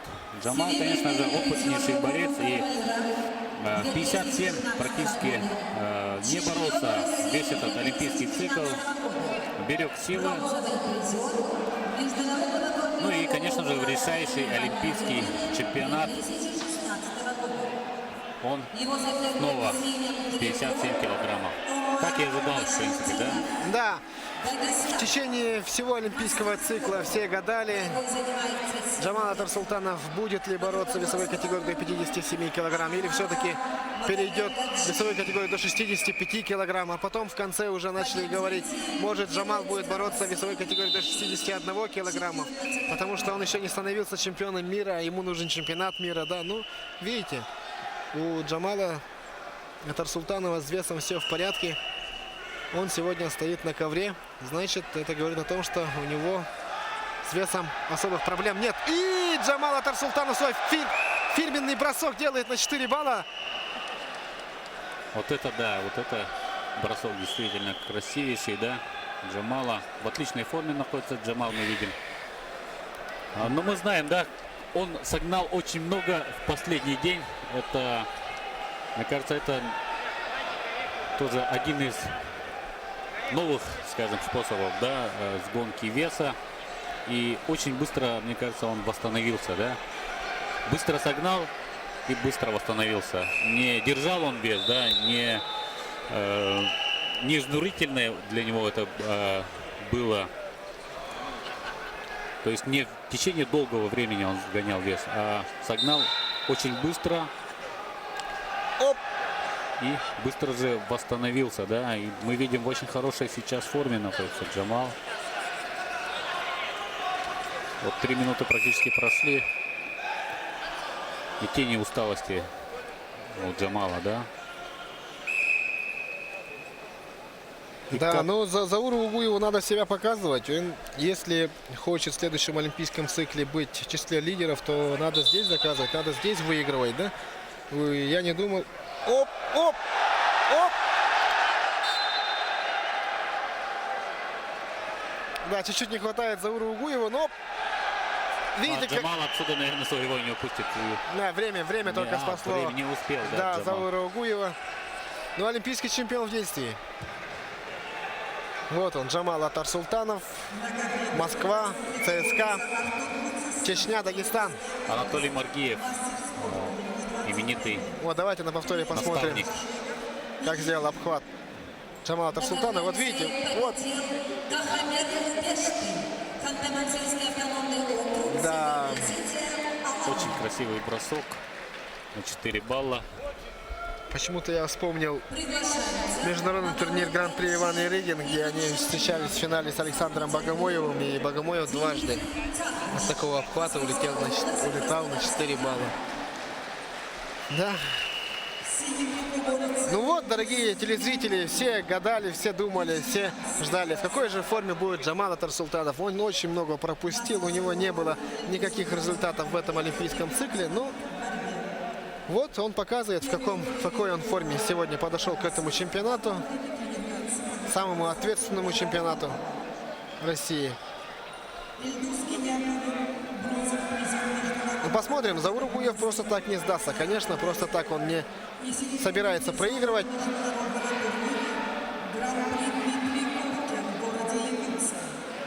Класс есть класс, да, мы видим, как из любой ситуации выгоднее оказывается эта ситуация именно для Джамала. Как он Да, защищается Угуев Защищается, здорово. как быстро соображает, да, какое мышление у олимпийского чемпиона. Здесь, конечно, при равенстве борцовских навыков, при равенстве физической силы, мощи, очень большое значение имеет именно скорость мышления. И эта скорость у Джамала, конечно, на высоте. Из любой ситуации он может забрать свой балл. Ну, это колоссальный опыт. Очень хладнокровный всегда Джамал. И наставник у него, конечно же, опытнейший Анатолий Маргиев. Опа! Заур зацепом. 2 балла взял, да? Да. Заур. И разбудил зал. Да, и видим, что Триумф сегодня болеет за Заура Угуева. Да, 1,5 минуты остается у Джамала Тарсултанова. Это, представляете, это у него уже 3-я предолимпийская Россия. Чемпионат России, он участвует 3-й раз в предолимпийском. Уже 12 лет, да, на ковре. Да, и дважды на 2 предолимпийских чемпионатах России Джамал Тарсултанов становился чемпионом. Ну, тогда Бесик Кудухов был освобожден, Да. да, от чемпионата России, от участия на В чемпионате России. 2008 году Джамал выиграл чемпионат России, но тогда поехал Бесик Кудухов, потому что он был освобожден от чемпионата России. Ну а в 2012 году опять-таки выиграл Джамал Тарсултанов и сам поехал на Олимпийские игры, где добыл олимпийскую медаль. И вот он приехал в 3-й раз побороться на предолимпийском чемпионате России. Остается меньше минуты. Зауру Угуеву нужен всего лишь 2 балла. Да, всего лишь против олимпийского чемпиона, наверное, не всего лишь, да? Да, взять Да, 2 и балла у Джамала. 2 балла у Джамала — это сложно, конечно. И 2 балла уже. 2 балла Джамалу дают. Ну, челлендж, я думаю, сейчас бросят представители Угуева, потому что Не стали. не стали бросать, да, согласились. 1 балл дали все-таки. Да, боковой судья и руководитель ковра, Да, наверное, правильно, указали. правильно. Ну, И 5-2. Да, просто за ковром, за ковер, да, вышел Угуев и 1 балл Джамалу. 5-2. Очень достойное действительно сопротивление оказал, да. Угуев против именитого борца, против олимпийского чемпиона. да, ну знаешь, Степан, я думал почему-то, что Заур Угуев окажет еще большее сопротивление. Ну, не знаю. Ну, я даже думал, что он может пройти Джамала Тарсултанова, но олимпийский чемпион есть олимпийский чемпион. И тем самым Джамал показал Зауру, что он еще не дорос до Олимпийских игр. Вот он зацепом, как красиво. Как он, да, работает, Джамал, да, в защите. Дорого стоит, конечно. На ковре Посмотрим. Сейчас Александр Богомолов выйдет на ковер, да? Санкт-Петербург. 20 лет. Мастерство. Да, ну заслуживает уважения, конечно, Джамала Тарсултана. Будем следить за ним в дальнейших схватках. Ну а сейчас мы ждем Александра Богомоева против Тамерлана Караева. Ну, знаете, вот он, Саша Богомоев, который очень хорошо известен якутским болельщикам. Я знаю, что есть даже фанаты Александра Богомоева у нас в Якутии, да? Ну и вообще, я думаю, по всей России этот спортсмен действительно заслуживает уважения, потому что... Двукратный чемпион России. Да, двукратный чемпион России. Я думаю, у него не только фанаты есть в Якутии, я думаю, по всей стране есть любители борьбы Александра Богомоева, потому что никто не думал, что он может стать чемпионом России. Но вот он взял и стал чемпионом России. Потом повторил этот результат. Но мы знаем, что дважды у него не получалось на чемпионатах мира. Все это было в весовой категории до 61 килограмм, да?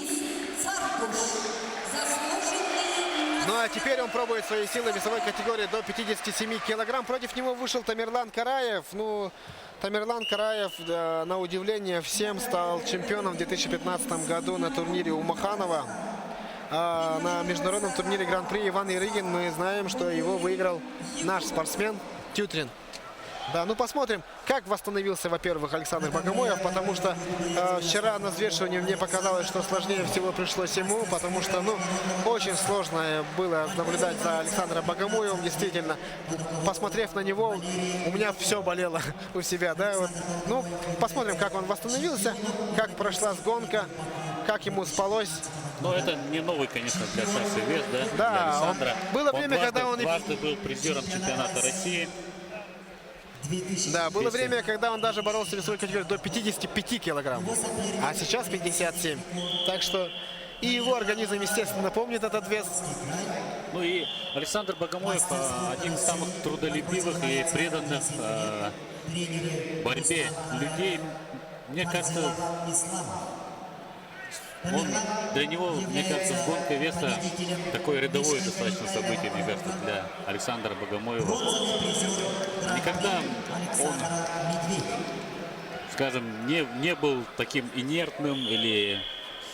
Всегда он показывает свою борьбу. Он на каждом соревновании, где он выступает, он свою борьбу всегда показывает. Да? И сейчас, мне кажется, тоже он в хорошей форме. Ну да, достаточно. ну, что касается сгонки веса, если я уверен, что психологически Богомоев подошел к этой сгонке веса очень довольно-таки уверенно, да, вот он сбросил вес, но организм может, конечно же, не согласиться с его характером. Но посмотрим, потому что Александр Богомоев, я не знаю, ну, очень много вопросов среди любителей борьбы, среди тренеров, да, есть, ну, вдруг случится такое, что он может выиграть чемпионат России и предолимпийский, да, отправят ли его на Олимпийские игры, Да, потому что, да, ему давали шанс на чемпионате мира и дважды он проигрывал. И, ну, в первый раз он проиграл Бонни сокрушительно со счетом 10-0, и это всех, естественно, удивило. Ну, казалось, что Бонны вообще выиграть невозможно, да. Ну, Виктор Лебедев показал, как надо его выигрывать в прошлом чемпионате мира.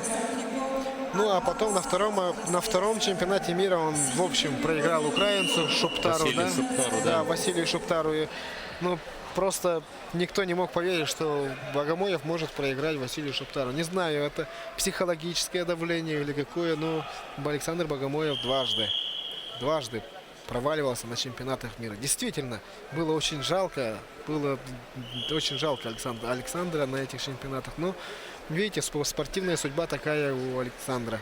И пока вот так вот у него слаживается спортивная карьера. Он лучший в России, но далеко не первый в мире, получается. Да, как вы знаете, если ты номер один в России, то обязан быть хотя бы одним из лидеров на мировом уровне. Но Саше пока это не удалось.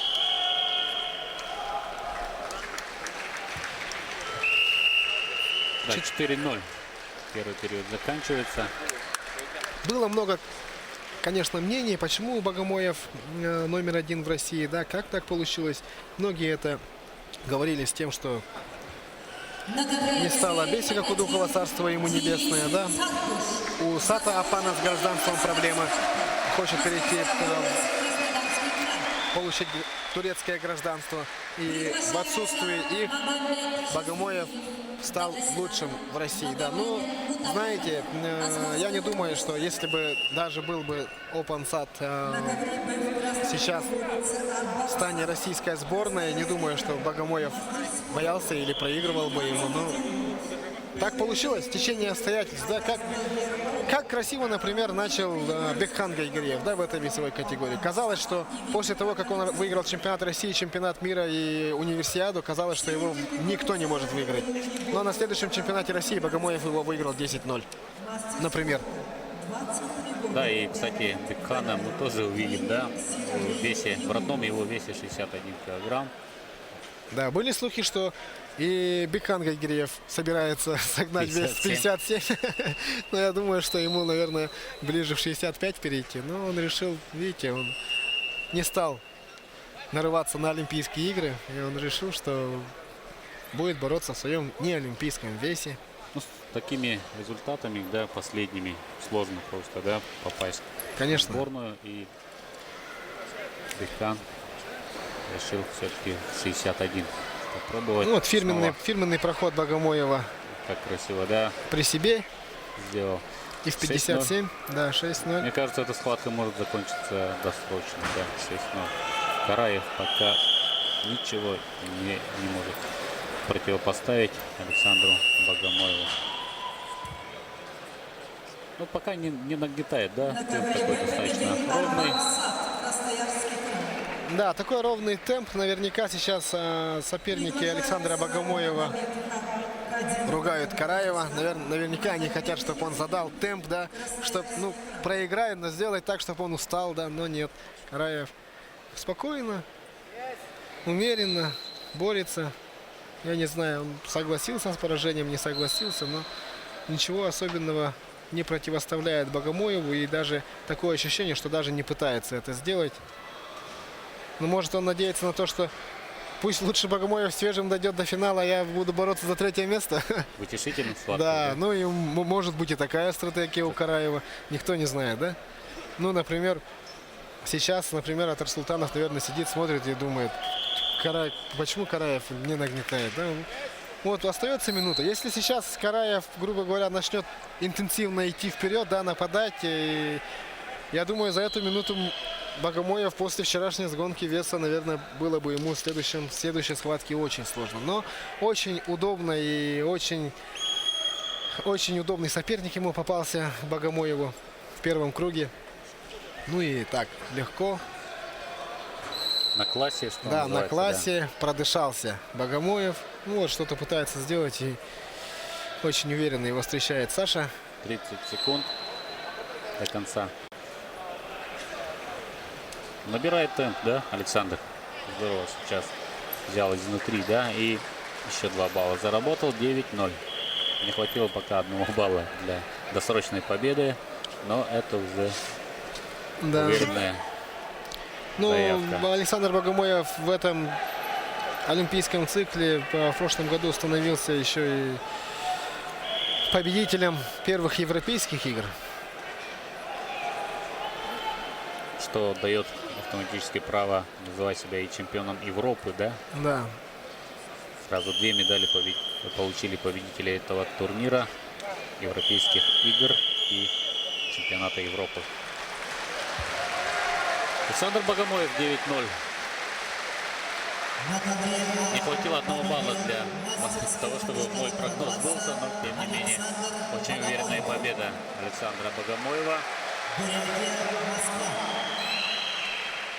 Следующей парой в этом весе выйдут Расул Машезов и Тамир Гармаев. Тоже хорошо знакомые нам ребята. А вы смотрите повтор, да? Александр Богомоев в действии. На ковре в красном трико борется Магомед Да, неплохо начал Богомоев. Дагестан Махачкала. Мастер спорта Очень интересно будет Магомед Хабиб 20. следить за ним. Тренируется Продышался, почувствовал ковер, ну и идет дальше. Расул Машезов, Тамир Гармаев. Да, в это время, пока боролся Александр Богомоев, здесь на ковре С проходили схватки весовой категории до 74 килограмм. Извините, я не заметил, боролся Денис Саргуш. И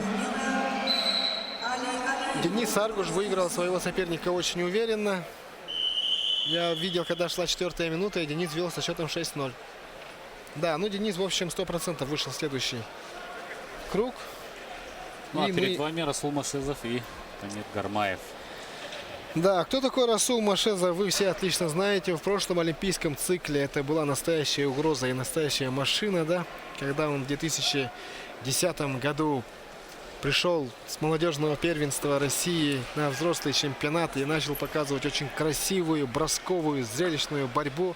Тогда все заметили и сказали, что основным соперником Виктора Лебедева даже будет не Нариман Исрапилов и не Джамал Атар Султанов, а именно вот этот парень Расул Машезов. Тогда он еще совсем юный, молодой. В чемпионате России в Волгограде с Виктором Лебедевым боролся в полуфинале. И ему дважды удалось бросить Виктора Лебедева, значит, 4 балла. Ну, это действительно дорогого стоило. Не каждому удавалось бросать чемпиона мира так красиво, да, но в том полуфинале Виктор Лебедев, несмотря на эти броски, он выиграл схватку и вышел в финал, где в финале выиграл Наримана Истрапилова. Ну, с тех пор Расул Машезов немного сбавил, надо сказать. Действительно, прошлый олимпийский цикл он был в числе фаворитов, ну а в этом олимпийском цикле у него не очень получается. Но он был призером России, да, он На ковре был... Машезов. Тогда он был победителем, был призером первенства мира. И знаете, на первенстве мира ему противостояли такие спортсмены, как Тагрул Аскеров, да, Хинчигашвили, Чамизо. И тогда он в таких упорных схватках тоже занимал призовые места. И его тогдашние соперники сейчас уже олимпийцы. Бронзовый призер первенства мира. Его соперник борец Тамир Гармаев, бурятия, мастер спорта России. Борьбой занимается. Да, 4-0 ведет. Ну а Тамир Гармаев, представитель бурятской школы, мы его тоже все отлично знаем. Тамир Гармаев. Призер Европы в этом году на Еригинском турнире выиграл нашего спортсмена Дмитрия Аксенова. Тогда была очень упорная схватка, по-моему, со счетом 11-9 он выиграл ту схватку. Ну а затем в следующем круге он проиграл Владимиру Флегонтову. Владимир Флегонтов тогда в красивой борьбе положил на лопатки спортсмена из Бурятии. На ковре цвет красного трико Магомед Хизмиев, Дагестан. Да, Тамир Гармаев, молодой бурятский борец, восходящая звезда, скажем, да, бурятской борьбы. Здесь он очень здорово себя показал на турнире Романа Михайловича Дмитриева, в международном турнире. Сейчас он проигрывает более опытному сопернику. Хотя вот уже 2 балла взял Тамир Гармаев, 4-2 счет встречи.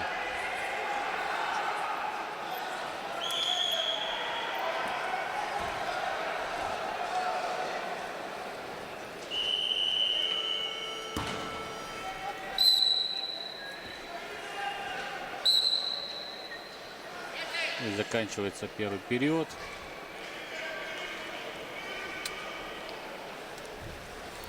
Да, 4-2. Основная борьба будет во втором периоде. Вот как красиво бросил, да? На 4 балла. Да, именно вот такими бросками он начинал свою борьбу во взрослом чемпионате России тогда в Волгограде. Вот так вот красиво. Вот. Ну, пока что сегодня в утренней программе это самый красивый бросок. Да. Амплитудный красивый бросок Расула Машезова. Да, когда в молодежном первенстве России, в молодежном первенстве мира, когда боролся Расул Машезов, когда он показывал очень яркую и красивую борьбу, тогда ему противостояли, как я уже сказал, Тагрул Аскеров, Владимир Хинчигашвили, Чамиза, да. Вот все вот эти вот ребята уже имеют свое имя в мировой борьбе. Тагрул Аскеров, олимпийский чемпион, Хинчигашвили, финалист Олимпийских игр, Чамиза, чемпион мира, да. Ну а Машезов, к сожалению, пока остался тем результатом, поэтому, естественно, он смотрит на своих бывших соперников, да, которых он выигрывал, с которыми боролся на равных. Ребята, которые уже занимают призовые места и становятся чемпионами в мировых и олимпийских играх. Естественно, у Расула Машезова после каждого чемпионата мира проявляется интерес к борьбе. Надо доказывать, надо выигрывать. У меня еще есть силы, я еще могу доказать. Ну, вот, посмотрим, на что покажет он на этом чемпионате России. Ну, в этом олимпийском цикле на чемпионатах России он показывал неважную борьбу. Как он подготовился к этому чемпионату предолимпийскому. Пока ведет со счетом 6-2. Остается 2 минуты схватки.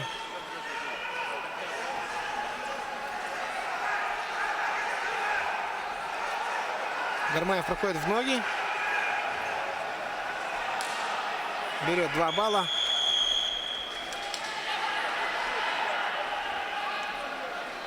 4-6. Очень скользкий счет.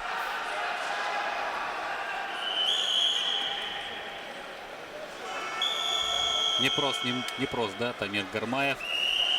Как я говорил, очень яркий борец, молодой. Тоже в молодежке неплохие результаты у парня были. Ну и прибавляет парень. Самое главное. 4. Отличный 4 проход дадут. сейчас, да? Многие Расула Машезов. Да, 4 дали. 10. 10-4.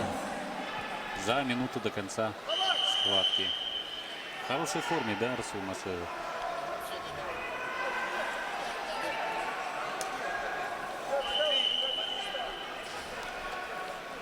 Остается минута до конца схватки. Ну,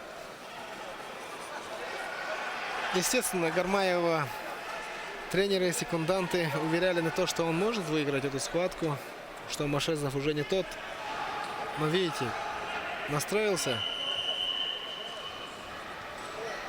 Ну и видим, что он не в плохой форме. 12-4.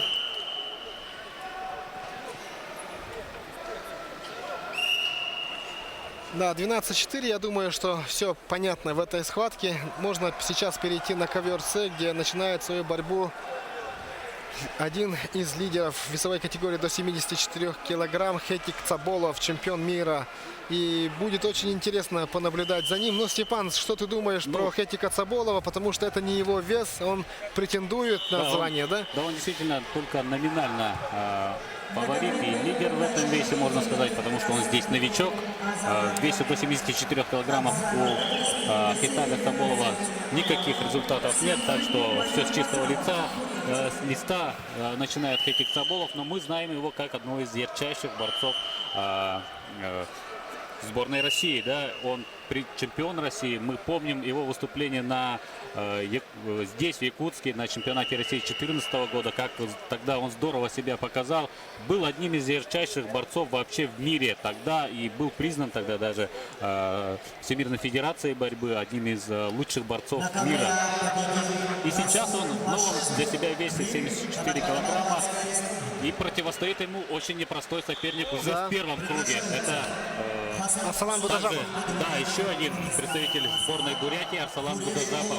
Очень непростой парень, физически очень сильный и достаточно упорное сопротивление сейчас он оказывает Хетигу Цаболову, который ведет пока только со счетом, минимальным счетом 1-0.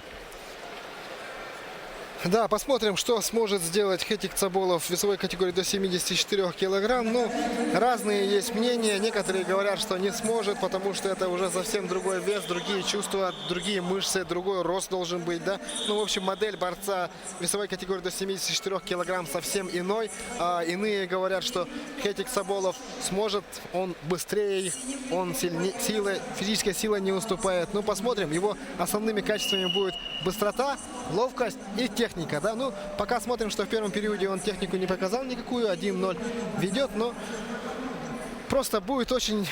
Ну и свежесть, конечно, да? Да, и свежесть. Он-то много не гонял, 74 килограмма. Я вот не знаю, какой его свой собственный вес, да, когда он не гоняет, но не так много, конечно. Хетик Цаболов. Вот здорово, как сейчас выходит из этой сложнейшей ситуации. Может сейчас, ну вот как раз не хватает чуть-чуть, да, мощи, да. Если бы это было 70 килограммов, Ай-яй-яй-яй, ага. он бы уже так здесь, если не 4, то 2 бы взял, наверное, точно. Но здесь Арсалан Будажапов уже может взять. Вот эта схватка, да, вот это. Да, и у Будажапов уже за спиной Хетига Цаболова. 4 балла! Да, 4 балла! да, 4 балла, конечно, он положил его, в принципе, на лопатки, да. Опасное положение, и 4 балла. Красивейший бросок удался Арсалану Будажапову, и Арсалан впереди за 2 минуты до конца схватки. Да, ну что, Хетик, задача? Арсалана мы здесь тоже много раз видели на турнире Коркина, да. Арсалан был в призах. Да, мощи не хватает пока в этой схватке Хетигу Цаболову. Вчера я общался с Денисом Саргушем, который ну, тоже на самом деле в этой весовой категории сегодня и сейчас он тоже не является на самом деле лидером, Денис Саргуш, да, несмотря на все его регалии и на все его медали, потому что сегодня в этой весовой категории основным лидером является Ануар Гедуев. Но Саргуш в этом олимпийском цикле действительно выступает неважно. После Олимпийских игр он очень долго залечивал травму спины, да, и начал поправляться, потом вроде бы начал выступать. Опа! Будажапов опять проходит в ноги. Да, контрприем сделал. Да, вы помните прошлогодний финал Коркинский, да? Видите, опять не хватает мощи, да, опять мощи не хватает Соболову. Да, не хватает Да. все-таки, да, не Да. хватает. Будазапов встречался с Иннокентием Иннокентьевым, да, здесь в финале, здесь же в триумфе, и тогда Туше чистой победой выиграл Иннокентий Иннокентьев. Но, а сейчас вы видите, да, как Да. Будазапов выигрывает у именитого борца Хетига Соболова. Вот как раз о чем мы говорили с тобой, да, Олег? О том, что он лидер и фаворит только на бумаге. Пока 74 Да. килограмма он пока ничего не показал. И мы видим, что действительно не хватает ему мощи. Да, 74. вчера вот как раз закончу, разговаривал с Денисом Саргушем, который очень много согнал, и действительно вчера очень сложно ему было. И говорю, вот, например, Соболов ходит, улыбается, да, ну, ему не приходится столько много гонять, и он говорит, ну, я после турнирной сетки, говорит, Соболов близко, говорю, он говорит, посмотрим, говорит, это мой вес, говорит он, это мой вес, это не его вес. Я здесь хозяин, да? Да, и вот действительно, это не его вес оказался, Ну, Хетик я думаю, Соболов. что как всегда здесь будет, да, Ануар Гедуев и Денис Саргус. Ну, Два посмотрим. главных фаворита, ну, по крайней мере, опять же, на бумаге все скажет. Да. Как говорят борцы, ковер покажет. Ковер показал, что все-таки не готов к большим победам на весовой категории 74 килограмма Хетик Соболов. Да, ну и вообще в истории борьбы, это когда спортсмен поднимается на категорию выше, где не всегда результаты идут, как наоборот. Ну, спортсмен, который спустился в весовую категорию ниже, у него результаты всегда бывают лучше, чем у тех спортсменов, которые поднялись, да? Мы, например, можем в пример привести Гатсалова, да, который в весовой категории 97 килограмм выступал, очень много выиграл, олимпийские золото выигрывал, да, потом перешел в весовую категорию выше до 120 килограмм. Ну, его, наверное, не по своему желанию, наверное, а просто в сборной России не было спортсменов, которые смогли бы выступать достойно в весовой категории 120 килограмм. Белял Махов как раз очень долгое время не тренировался, да, вот, был травмирован, потом он думал перейти на греко-римскую борьбу или вольной остаться. Ну и Гатсалову пришлось заменить лидера в этой весовой категории. Он поднялся выше и даже дошел до медали чемпионата мира, хотя в этой весовой категории, но все-таки. Стал чемпионом мира, Да, очень интересная схватка весовой категории до 57 килограмм. Хасан Гусейн Батрудинов и Дандук Хуреш Ол.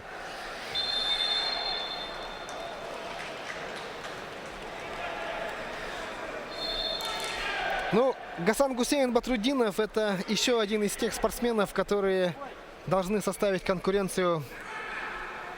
Уже в следующем олимпийском Да, уже в цикле, следующем да? олимпийском цикле, и которые уже готовы на самом деле сегодня показать красивую борьбу и дать конкретную рубку нашим лидерам, да, в этой весовой категории. Ну, Гасан Гусейн Батрудинов, он дважды становился победителем первенства России. Он становился победителем первенства мира. Это, наверное, о многом говорит, да. Ну и к нам в Якутск приезжал на турнир Романа Михайловича Дмитриева. Там он занял 3-е место.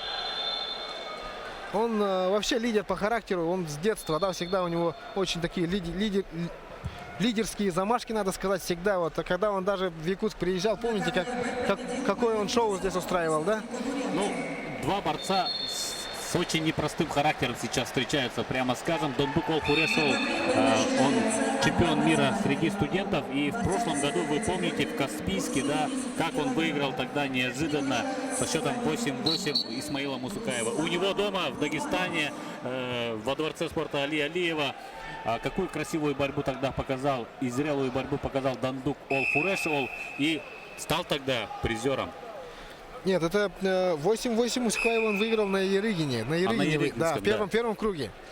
Никто не ожидал от Дандука Ола такой схватки. Ну, то есть не от него не ожидали, да, скорее от Мусукаева не ожидали, потому что Мусукаев был лидером уже, он уже какие-то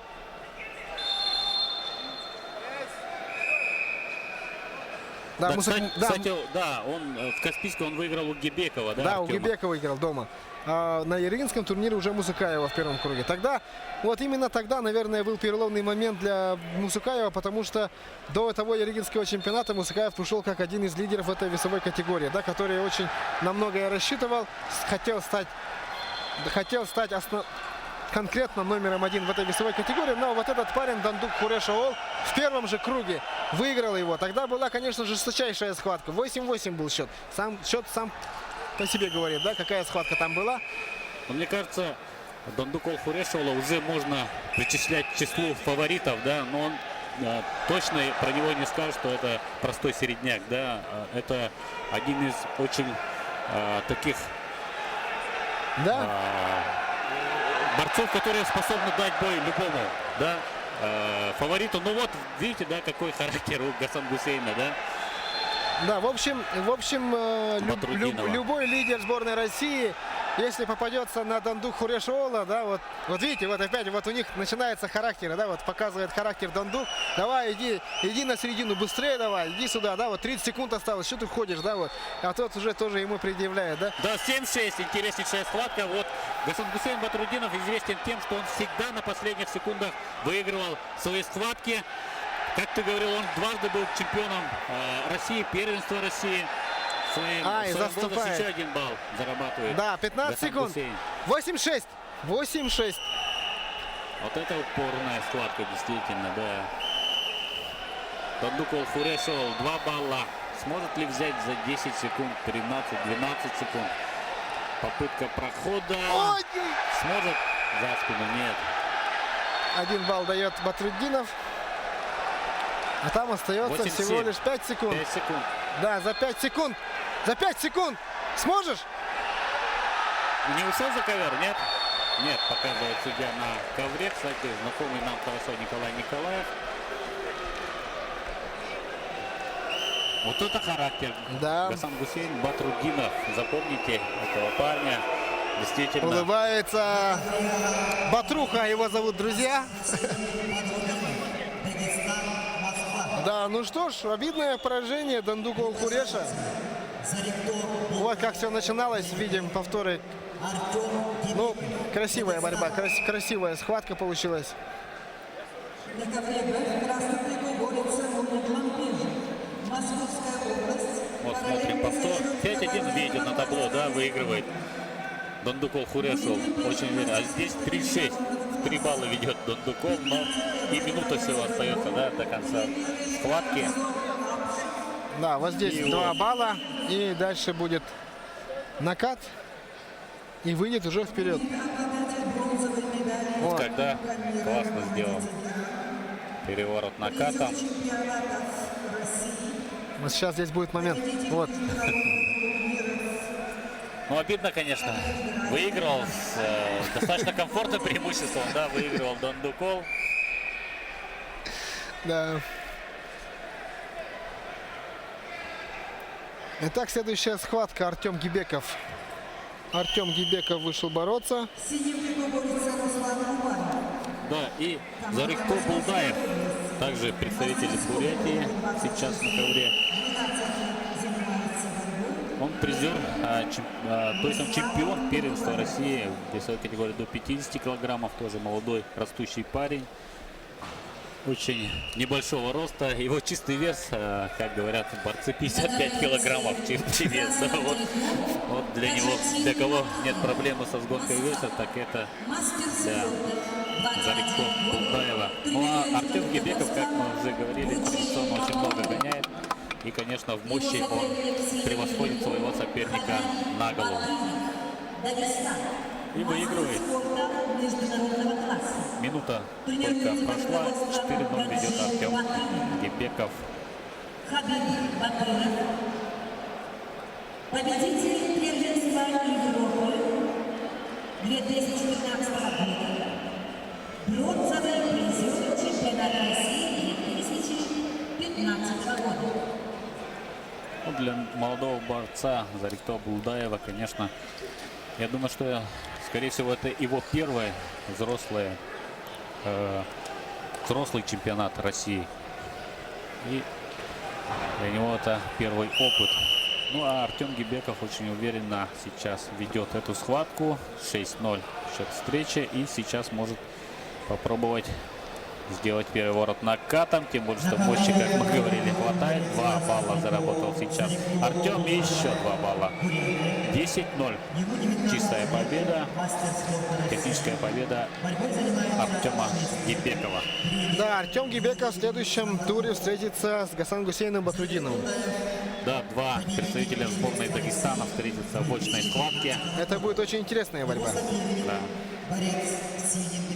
В общем, начинается второй круг, да, и здесь... И здесь уже неинтересно схваток, наверное, уже не будет, да? Да, ну, скажу, что у Джамала Атарсултанова будет, ну, не самая такая сильная схватка, да, против него Амаяк Костян будет выступать, но дальше Богомоев, Машезов, например, будет схватка, Батрудинов, Гибеков будет схватка, интересно? Потом будет схватка Рашидов, Охлопков, Мусыкаев, Окроков. Да, вот эти схватки совсем скоро. И сейчас мы ждем схватку Виктора Лебедева с Арианом Тютриным. Анюар Едуев, Краснодарский край, Кабардино-Балкария. Эдвард Веронян, Московская область.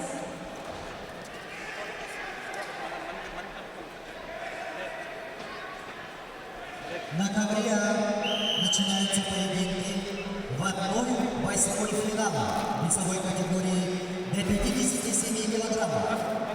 Приглашаются Виктор Лебедев, Сафай Кутер, Виктор Лебедев, Ариан Тютрин. Ариан. Параллельно с этой схваткой весовой категории до 74 килограмм будут идти схватки Анюара Гитуева и Веробяна Эдварда. Про эту схватку мы вам расскажем. Как закончится схватка между Виктором Лебедевым и Арианом Тютриным.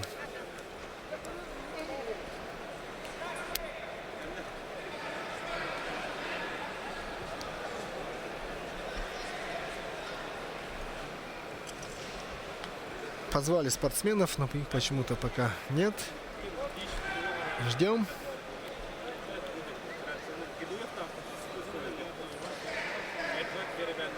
Ну а на ковре С, как вы видите, в общем плане, на ближайшей к нам ковре, На ковер приглашаются красным трико Анюар Гидуев. Виктор Лебедев, Республика Саха-Якутия, параллельный зачет Красноярский край, Ариан Тютрин, Республика Итак, Саха-Якутия.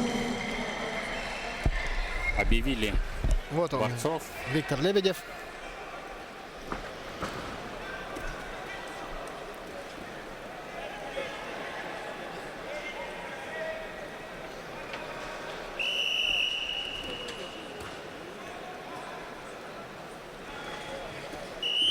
Так хочется много рассказать про Виктора Лебедева, но в то же время пока не хочется рассказывать, да?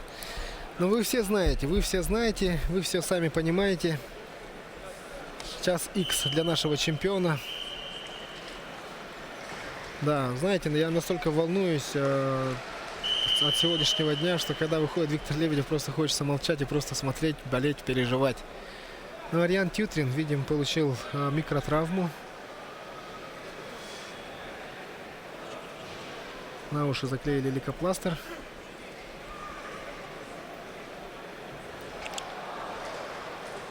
Видите, проходит в ноги, 2 балла. Видим, да, небольшая травма у Ариана. Да, в 2014 году, когда Виктор Лебедев стал чемпионом России, на пьедестале стояли сразу 3 якутянина. Это были Виктор Лебедев, Виктор Рассадин и Ариан Тютрин. И знаете, что самое интересное? Они все воспитанники одного тренера, да?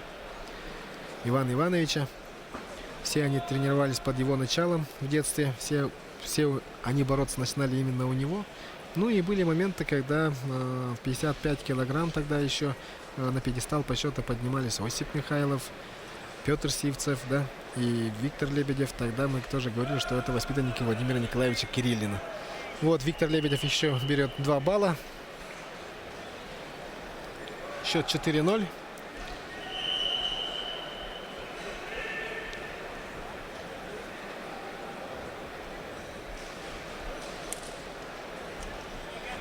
Вся Якутия сейчас переживает за Виктора Лебедева. Вся Россия смотрит с интересом за его схватками.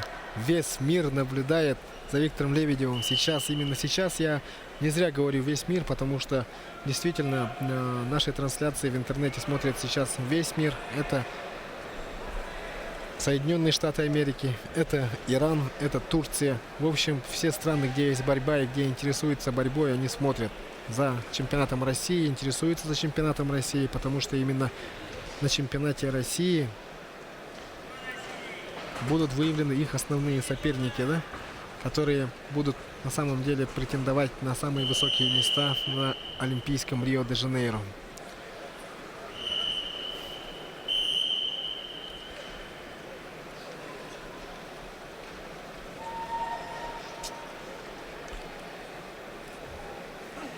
Ну и 4-0. Да, тишина в зале, все замерли, все смотрят, все следят.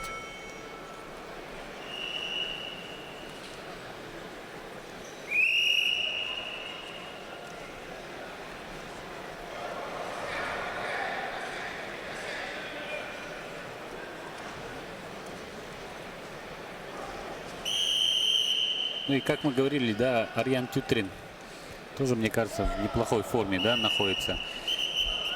И первую схватку очень уверенно выиграл у Александра Рассадина, который растет. Ну вот, на опыте взял Ариан Тютрин.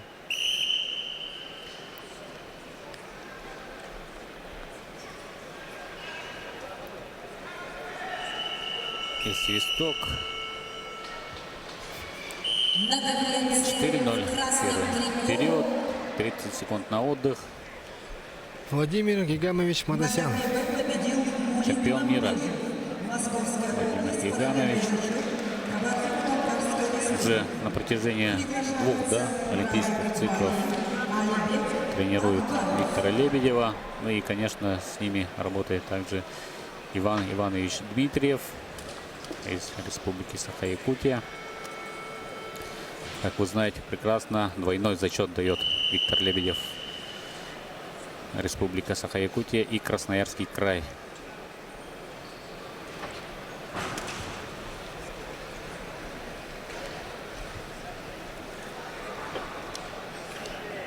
И какой Опа! бросок красивый сейчас. 4 балла дадут. На ковре в 1/8 финала борьбу ведут борец красных триков Виктор Лебедев, Республика Саха-Якутия, параллельный зачет Красноярский край, заслуженный мастер 8-0. спорта, 4 балла. первый тренер Иван Дмитриев. Виктору Лебедеву. Сейчас нужно брать 2 балла и идти отдыхать. Следующая схватка будет очень-очень серьезная. Призер чемпионата мира, Да, потенциально Исмаил Мусукаев, да? призер чемпионата Европы. А потом уже Его соперник борец синих триков Ариан. совсем немного остается до решающих схваток. Ему 21 год. Борьбой занимается. Ну а финалы, дорогие телезрители, вы также сможете увидеть на наших телеканалах НВК Саха, Саха-24 и телеканале Мамонт, и на портале nvk-online.ru. В 18:00 по якутскому времени начнутся финальные схватки в 3 весах. Ну а церемония открытия чемпионата начнется уже в 17:00. Да. Ее мы также покажем в прямом эфире. Виктор Лебедев одержал 2-ю победу. Уходит в 1/4 финала. Дагестан, Кабардино-Балкарская республика. Роберт Окороков, Республика Саха. Тем временем в весовой категории до 74 килограмм Анивар Гедуев делает счет 10-0. И ему поднимает руку. Вот так вот начинает претендент на золотую медаль Анивар Гедуев. Один из ярчайших борцов в этом весе, 74 килограмма. Я вот ожидаю очень интересную схватку. Я очень надеюсь на то, чтобы это был финал, да? Да, я тоже очень Гедуев, Царгуш. хочу, чтобы Царгуш дошел до финала и чтобы Гедуев дошли до финала. А вот там на заднем плане Роберт Окороков выходит на ковер. Давай, Роберт. Исмаил Мусукаев. Исмаил Мусукаев, Роберт Окороков. Победитель этой пары в 1/4 финала будет бороться с Виктором Лебедевым. Исмаил Мусукаев, Дагестан. Да, один из лидеров этой весовой категории, на которого очень надеются, от которого очень ждут в Дагестане. Ну, родом он из Кабардино-Балкарии, да, сразу две Да. республики болеют за Исмаила Мусукаева. Много у него болельщиков действительно. На всех турнирах, где он выступает, я традиционно встречаюсь с его болельщиками. Да, оживился зал. Вот эта атмосфера, да, вот. Как гладиаторы выходят, да, борцы на ковер. При таком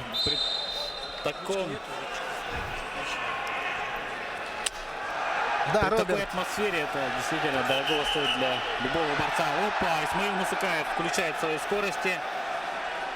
Очень взрывной борец. Быстрый, физически сильный. Оп, Вот мы видим, да, да. Вот, это и накат. моментально. Это и сколько там уже досчитали? 4, думаю. Последний Да, не там посчитает. за ковром могло быть. Да, 4-0. 4. Вот это скорость, да, Исмаил Мусукаев. Играющий, как он, да, борется красиво. И как прошел в ноги сразу же. И 2 балла. 6-0. В какой форме, да, находится Исмаил? Очень опасный претендент, конечно. Да, ну И Роберт, минуты-то не прошло, 46 секунд. 6-0 ведет. да, надо Роберту сейчас очень быстро, срочно что-то придумать. Надо зарубиться с Исмаилом Мусукаевым хотя бы, да, хотя бы второй период обязательно надо дойти до конца. Рассечение у Роберта.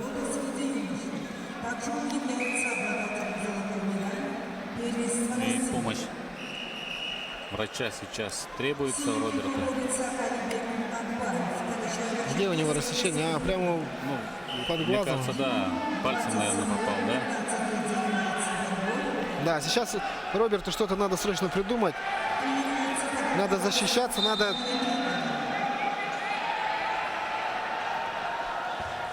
Ну, очень бы не Как хотел... кошка, да? Да, Исмаил да, Мусукаев. он очень быстрый, очень резкий. Видите, как он как настроен, да, еще. Показывает, что у него очень много сил, подпрыгивает, прыгает, да, доминирует. Показывает, что это... Вот, видите, как, ну, да.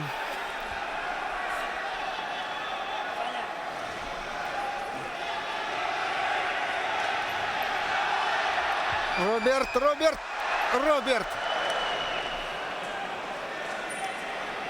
8-0. Наговаривается в красном трико. И Не хотелось бы, чтобы эта схватка закончилась в первом периоде. мастер спорта. Вот такая перспектива маячит, да? Да. 1,5 минуты всего прошло и 8-0 уже. Исмаил Мусукаев 11 лет. Тренируется под руководством Ивана Крайкова. ведет очень уверенно. 8-0. Его соперник Хусейн Суючи. Карачаево-Черкесия, Санкт-Петербург. Если сейчас возьмет Мусукаев 2 балла, на этом схватка закончится. Спортсмену 25 лет. Тренируется под руководством Алхаза Чучанова. Серийный Да. 10-0. 10-0. Друзья, Исмаил Мусукаев очень уверенно, очень легко выигрывает Роберта Окрокова и выходит в 1/4 финала. Очень свежим, не уставшим, да? И, В какой форме, да, да, еще видим, да, Исмаил Мусукаев находится. В великолепном настроении находится и очень уверенно выиграл за 2 минуты с лишним. Николай Охлопков. Со счетом 10-0. Да, ну в следующем круге он встречается с Виктором Лебедевым. Вот это будет схватка, вот это будет интересно, вот это будет уже накал, вот это будет третий круг. Ну что, Хаджимурат Рашидов, Так, Гаджимурат Рашидов и Николай Охлопков. Николай Охлопков.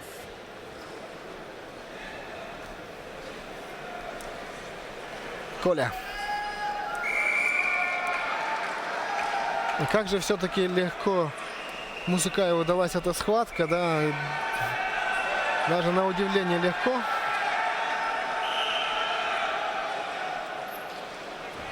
Конечно, было понятно, что Мусакаев выиграет эту схватку, но я не думал, что так просто все это будет.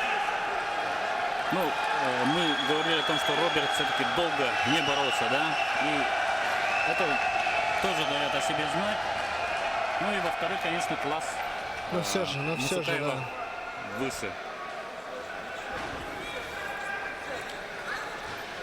А Хлопков, Рашидов. Извечные противники, соперники. Они очень много раз встречались в молодежном первенстве России. Рашидов всегда был первым номером по молодежке.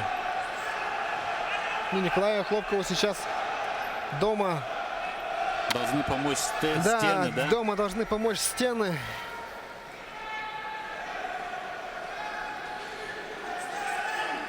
Очень мощный, да, Гаджимурад Рашидов. Мы видим, да, какие руки.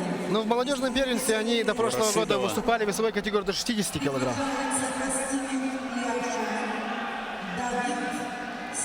Плечи какие мощные у Гаджимурада, да? Ну, у Николая Хлопкова блестящая техника. Опять фирменный переход за спину и Да, сбиванием 2 балла. 2 балла берет. Гаджимурада Рашидова. Вот это то, чем он брал Европу, да, скажем, Гаджимурад. Чем он завоевывал свои медали.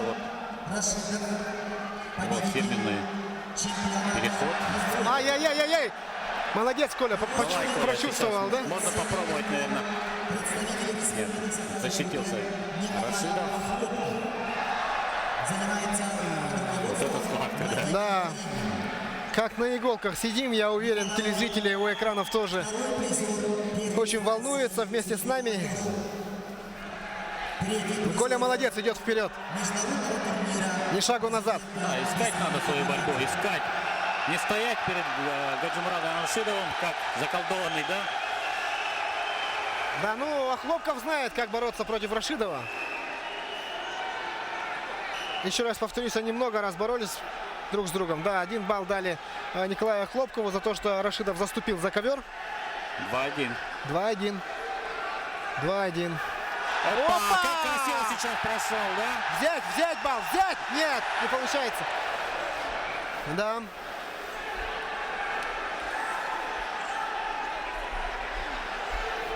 Минута в первом периоде. Равная схватка сейчас идет. Коля сейчас может попробовать сделать бросок. В стойке он очень ярко себя проявляет. Не так хорош он в партере, но в стойке он из любого положения может бросить, да, или попробовать пройти в ноги. Чуть было не удивил, да, Гаджимурада Рашидова сейчас Николай. 10 секунд остается. Но есть еще второй период, да. Не стал нагнетать Николай. Нормально, нормально, все нормально, все нормально. Второй Рабочие период. шансы Да. 2-1. Почувствовали друг друга, вспомнили друг друга, да?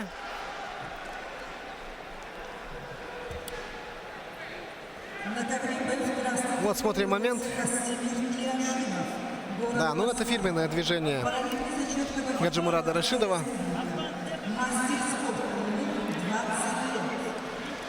Его соперники, даже зная то, что он может это сделать, попадается все равно. Это спину, а здесь был заступ. Видите, здесь был заступ, и за этот заступ дали балл Николаю Хлопкову. 2-1. Ну, второй период. Удачи, Коля, давай, вперед!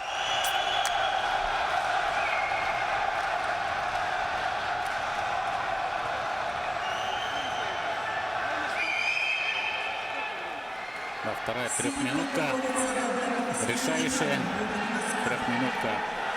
Давай, Коля, за тебя весь зал сейчас болеет. Несколько тысяч болельщиков. Вся Якутия за тебя, Коля.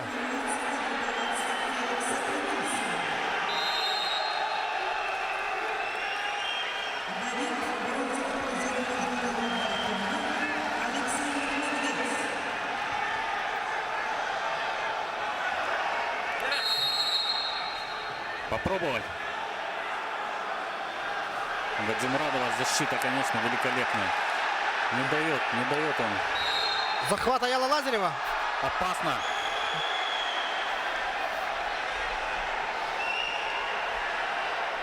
Да, вот действительно мы как на иголках сидим. Да.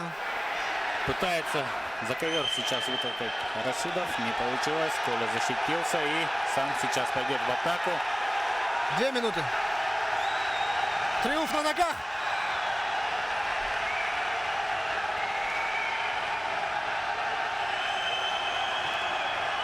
Ну, Коля, давай. Рашидов проходит в ноги.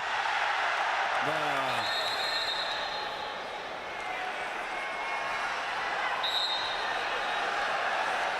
В опасном положении оказался Охлопков. 3. 4-1. Сейчас встреча. 1,5 минуты, если Коли. А если точнее, минута и 23 секунды.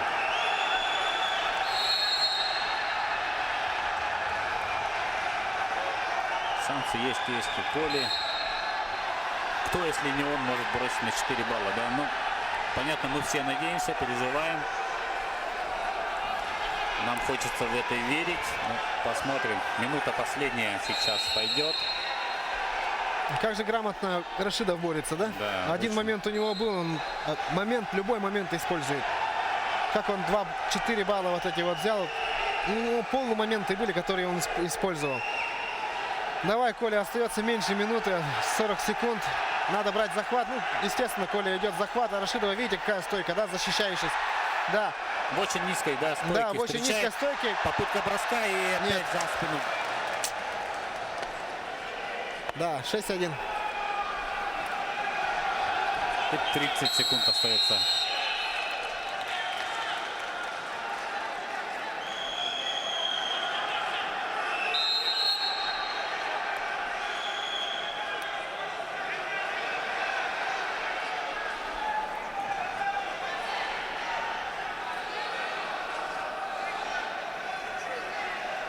Ну, чемпион Европы Гаджимурад Рашидов этого года совсем недавно завоевал Заступ был, 1 балл. Нормально. Да, 7-1 и 5 секунд. Нет, 6-2. 6-2, 5 6-2. секунд. А, Рашидов, да, заступился. Ах ты какой, а. Да.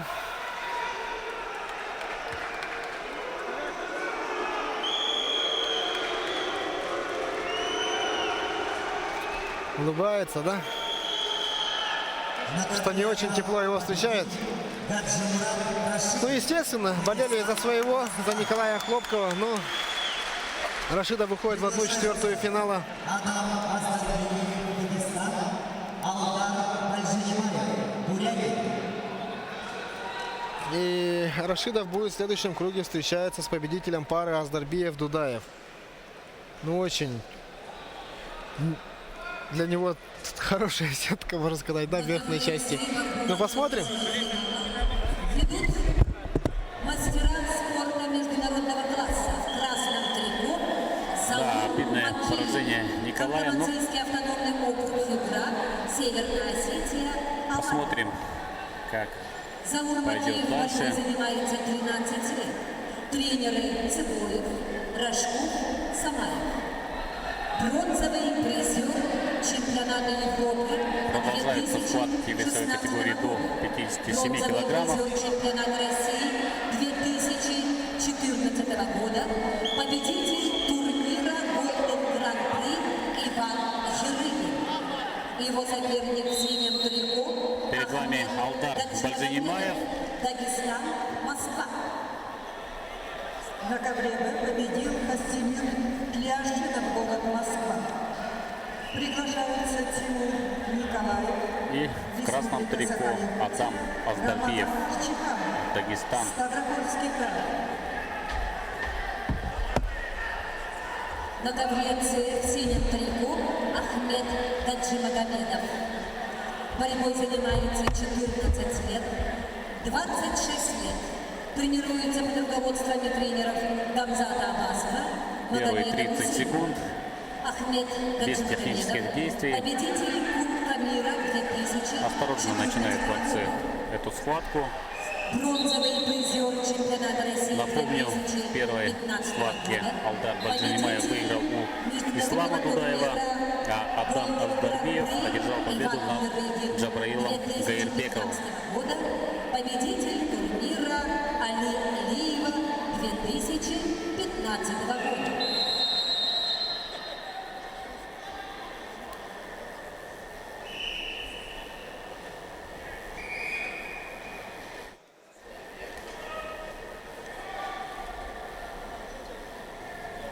Адам Аздарбиев, На ковре Б в красном трико Тимур призер Николаев. Кадыровского Республика турнира. Саха-Якутия. В синем трико Рамазан Арчаков. Ставропольский край. В 2014 году, кстати, Исмаил Мусукаев и Адам Аздарбиев встретились на чемпионате России. Тогда Адам Аздарбиев выиграл со счетом 4-0. И больше таких больших достижений у Адама нет. Ну а Алдара Баджанимаева мы представили в предыдущей схватке. Юношеские Олимпийские игры победитель Алдар Баджанимаев.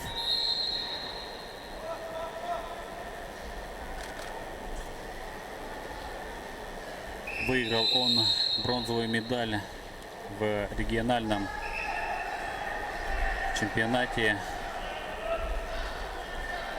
в Сибирском федеральном округе и завоевал путевку на чемпионат России. Сегодня он является одним из лидеров сборной команды Бурятии.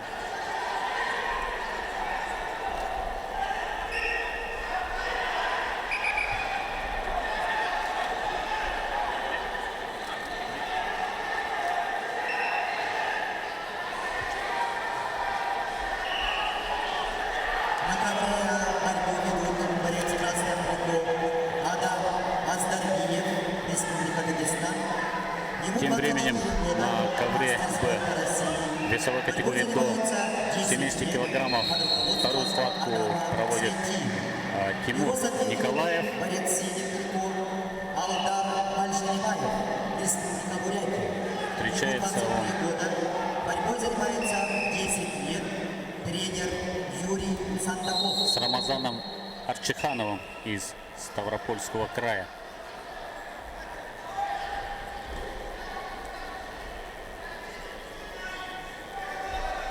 И пока проигрывает со счетом 0-2.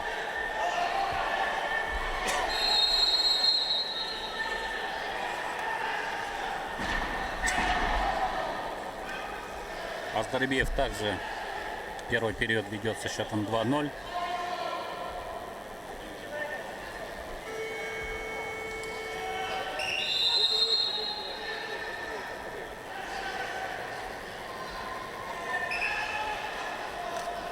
На ковре Б в красном трико борется Тимур Николаев. Команда Республики Саха-Якутия. Первый тренер Тимура Николай Крылов. В настоящий момент тренируется под руководством Владимира Кириллова. Тимур чемпион Дальневосточного федерального округа 2016 года. Рамазан Арчаков борется в синем трико. Команда Ставропольского края. Второй период начинается. Да, и сейчас мы перейдем на ковер Б, весовой категории до 70 килограммов. Рамазан Арчаков, мастер спорта, ему 24 года, тренер Тимур Николаев и Рамазан Арчиханов. бронзовый призер. Счет встречи 2-1 в пользу Арчиханова, но сейчас мы ждем начала второго периода у Тимура Николаева. Хорошие шансы. Счет минимальный 2-1, отрыв небольшой. Арчиханов, его соперник, как я сказал, представляет Ставропольский край. Владимир Николаевич Кириллин старший тренер сборной команды Республики Саха-Якутия. Дает наставление Тимуру.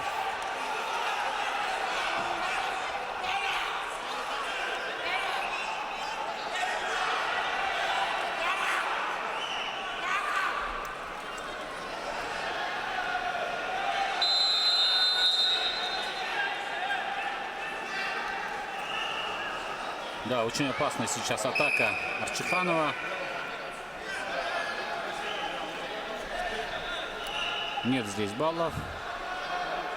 Хотя показывают боковые судьи, что вроде есть 1 балл и челлендж.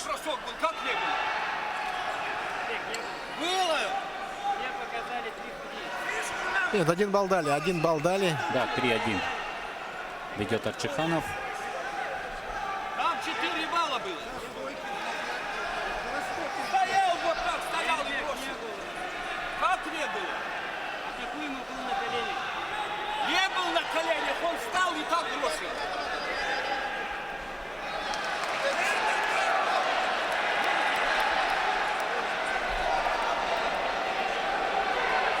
Тимуру надо сейчас поактивнее. Это уже второй период и ведет его соперник 3-1. Неправильно тебе.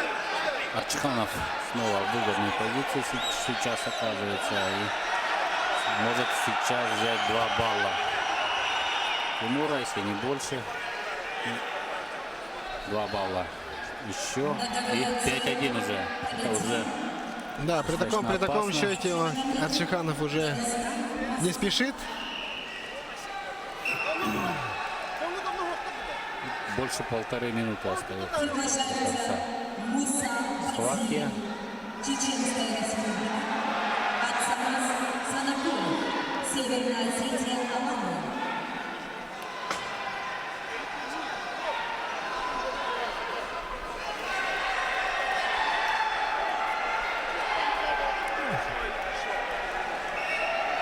Пытается атаковать Тимур.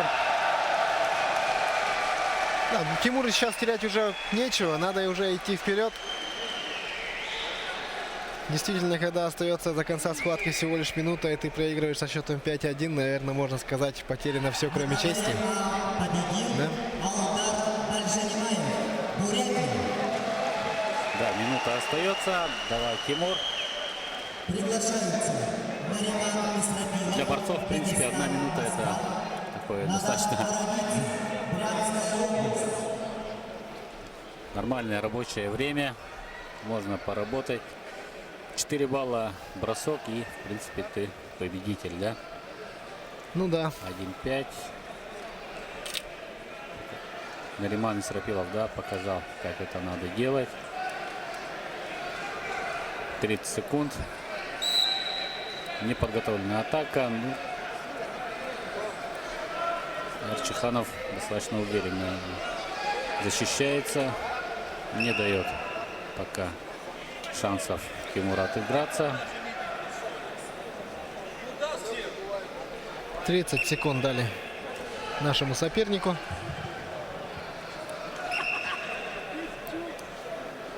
Начал, но встал. Куда сел? А как ты бросишь, если не Да, спрашивают, как даешь 30 секунд, если остается меньше 30 секунд. У арбитра спрашивают. Там остается... Ну, 10 секунд осталось, да. Ну, в этой схватке все ясно. К сожалению, Тимур Николаев уступает своему сопернику. Да, и счет 5-1. Да. На ковре Б победил На ковер А сейчас перейдем. Ставропольский Крым. Там тоже интересная схватка. Весовая категория до 57 килограмм продолжает вести свои схватки в 1/8 финала. И мы наблюдаем за Нариманом Исрапилом и Надаром Арабидзе. 2-0 ведет Исрапилов. Только что он взял 2 балла. Ну и схватка, можно сказать, только началась. После очень сложной схватки Нариман Исрапилов выходит на эту встречу.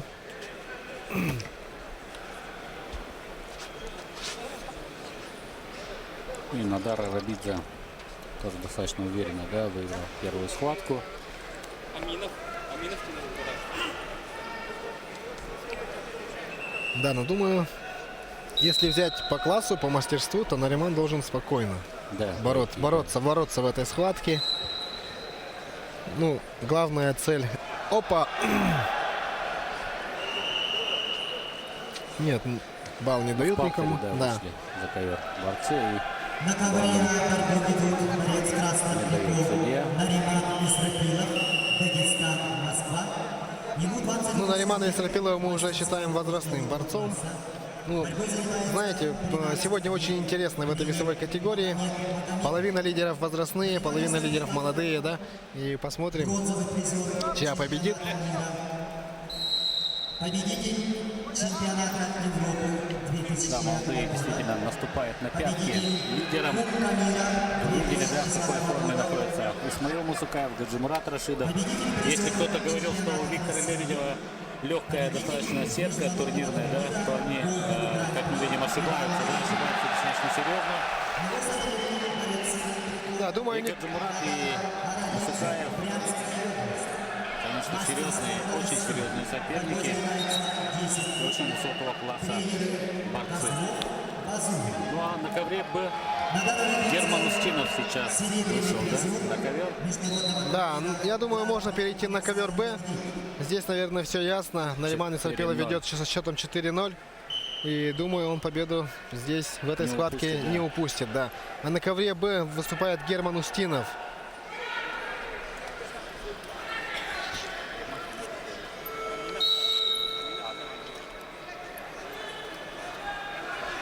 Вот ковер Б. Герман Устинов ведет со счетом 4-0. Только что он прошел в ноги и сразу же следом сделал прием накатом. И в итоге на табло мы видим 4-0. Да, Халил Аминов, его соперник, представитель сборной Дагестана. В 2014 году он был призером первенства России. Ну и, в принципе, это его самое высокое достижение. Насколько На ковре С борьба Знаем. 1/8 финала.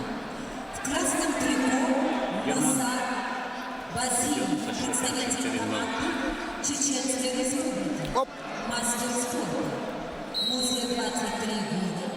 Борьбой занимается 8 лет. Герман в первой схватке встретился со своим земляком Иваном Ефремовым и Его в соперник упорнейшей схватке одержал победу со счетом 2-1.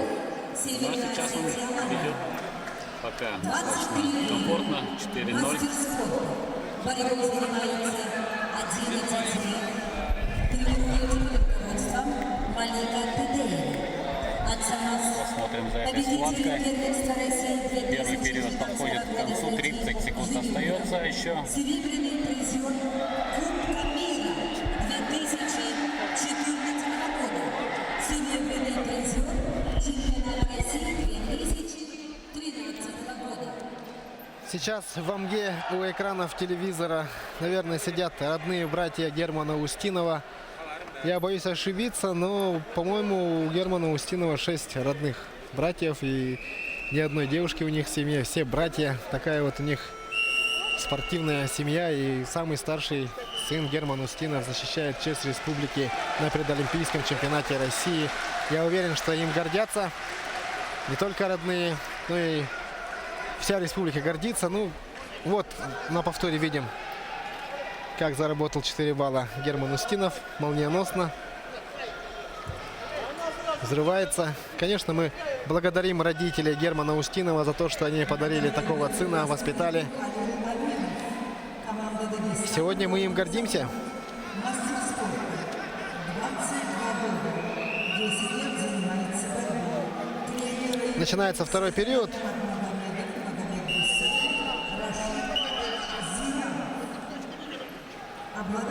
Быть старшим в семье, где только братья, да, целых 6 братьев, это, не знаю, ну, это всегда надо быть примером для своих братьев. И я думаю, Герман Устинов достойный пример для своих братьев.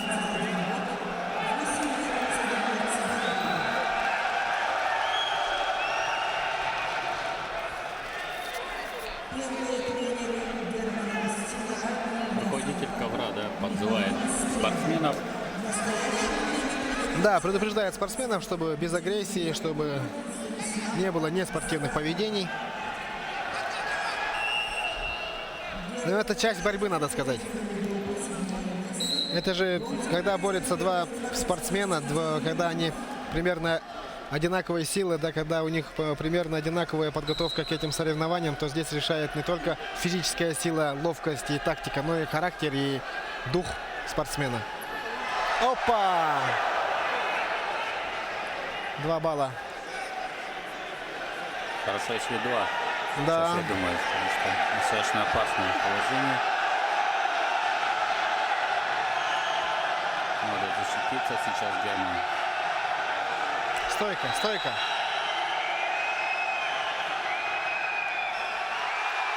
Надо свои... Да, надо отыгрывать, брать, надо отыгрывать брать. надо. Надо брать, Герман, надо брать! Эх! Ну, хотя бы за ковер, да. Да, за ковер 1 вытолкнуть не удалось. На конференции победил Остается 2 минуты. Санакоев. Очень скользкий счет.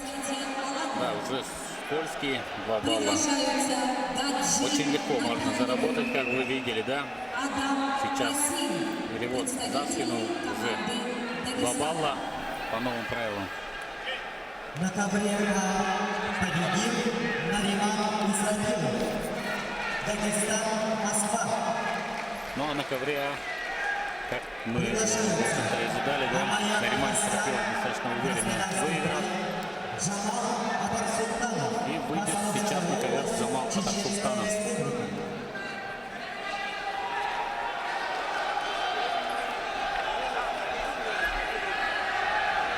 Джамал Атарсултанов выйдет против Хастяна, да? Амая Да, у нас Хастяна. остается меньше минуты. Ой-ой-ой-ой, Опять защититься, такой же, защититься, да, Герман. Такой же проход сейчас пропустил Герман. Ай-яй-яй. Нам Здесь 2 он балла. остался. Молодец, Герман. 4 балла. Молодец. 4 балла. 8-3 счет будет.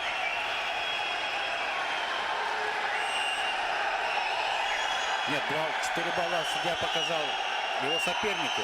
а не Нет, ему. нет, нет, нет, нет. 4 балла нам должны были Да, показать. ну, а судья на ковре просто показал. Здесь мы видим, да, 7-6. Поправили его, да, руководитель ковра и боковые судьи. Вы видели, да, таблички 4-1 в пользу Германа. Почему и 7-6 тогда? Ну да, сейчас 5-6 сейчас. 1 балл показали только Герману и 5. И 4 балла, значит, дали. 1-4. Я думаю, сейчас режиссеры покажут повтор. Повтор этого действия. Но там никак 4 балла не дать нашему сопернику. Но посмотрим сейчас на повторе. Вот он проходит в ноги.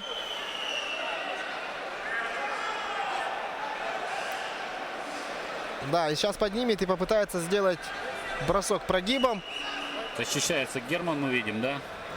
Да, видите, он ногами защищается. И вот захватил ногу, вот упал на лопатки. Но где 4 балла? Откуда здесь 4 Откуда балла 4 его балла, сопернику, да? Это Герман оказался на своем сопернике, да?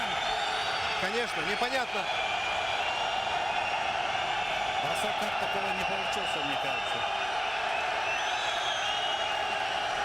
Да, странное решение судей, конечно. Но сейчас, я думаю, все отменят и 4 балла дадут Герману. Ну, если даже не 4, 2 балла-то можно дать Герману, а соперник-то балл здесь не заработал никак. 2-1. 2 балла дали сопернику и 1 балл Герману, да? Ну да, можно. Ну, Соломоново решение, скажем, да? Да, ну, Ну, 4 там не было 4-5. никак. Герман проходит ноги, молодец, Герман до конца. 20 секунд остается. 15, Герман. Отдавать нельзя. Да, на обратный захват берет наш соперник. Стоять, стоять, стоять. Ай-яй-яй. Что там? Оценят судьи, нет? Нет. Нет. 6-5, да? Ну, Да, 2 балла. 2 балла отдали. Халилу Аминову. Да, Халилу Аминову все-таки дали 2 балла. Да, ну, да, очень обидно, очень обидно. Чуть-чуть оставалось там, да?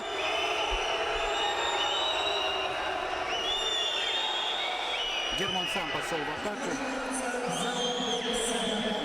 И вот попался на контрприеме.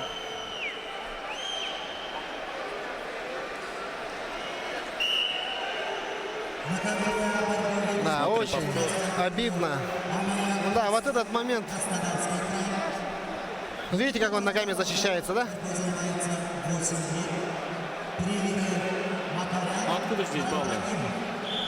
И сам упал на спину. Арбитр на ковре 4 балла показывает. Даешь. Да. Обидно. Вот здесь мы сами прошли, да? Остается 20 секунд. Аминов берет опасный захват. На обратный. Руку отпустил, мне кажется, да, здесь Герман. Пытался сам, да, опять же. Да, ну здесь было 2 балла. Да, здесь, конечно, было, да. Да, здесь было 2 балла. Очень обидное поражение, конечно, Герману Устинова. Очень здорово он вроде себя показал действительно на ковре. И обидно вдвойне от этого. От того, что, показывая хорошую борьбу, проигрываешь, да? Да, обидно. Конечно, обидно. Заурбек Сидаков и Евгений Жирбаев. Алания, Республика Бурятия. Да, мы посмотрим за этой схваткой, потому что Джамал Атарсултанов выиграл Амаяка Хастяна со счетом 10-0 за пару минут. Справился со своим соперником. И в 1/4 финала Атарсултанов встретится с Нариманом Исрапиловым.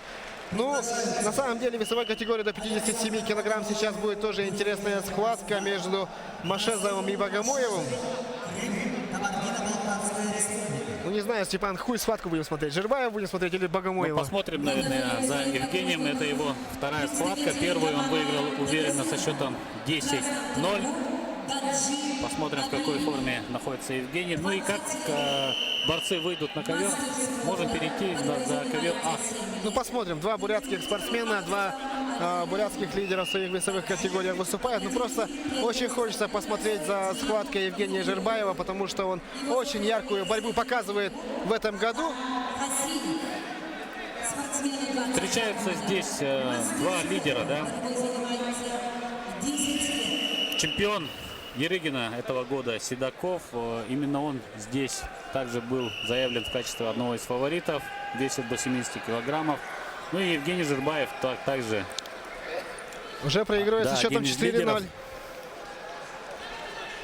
Как мы говорили в начале этой недели, Герман Устинов и Евгений Жирбаев приняли присягу вооруженные силы российской армии и прилетели кое-как успели на чемпионат России и вдвоем выступают в весовой категории до 70 килограмм. Как мы видим, Герман Устинов только что проиграл в очень обидной схватке. Ну, посмотрим сейчас за борьбой Евгения Жирбаева.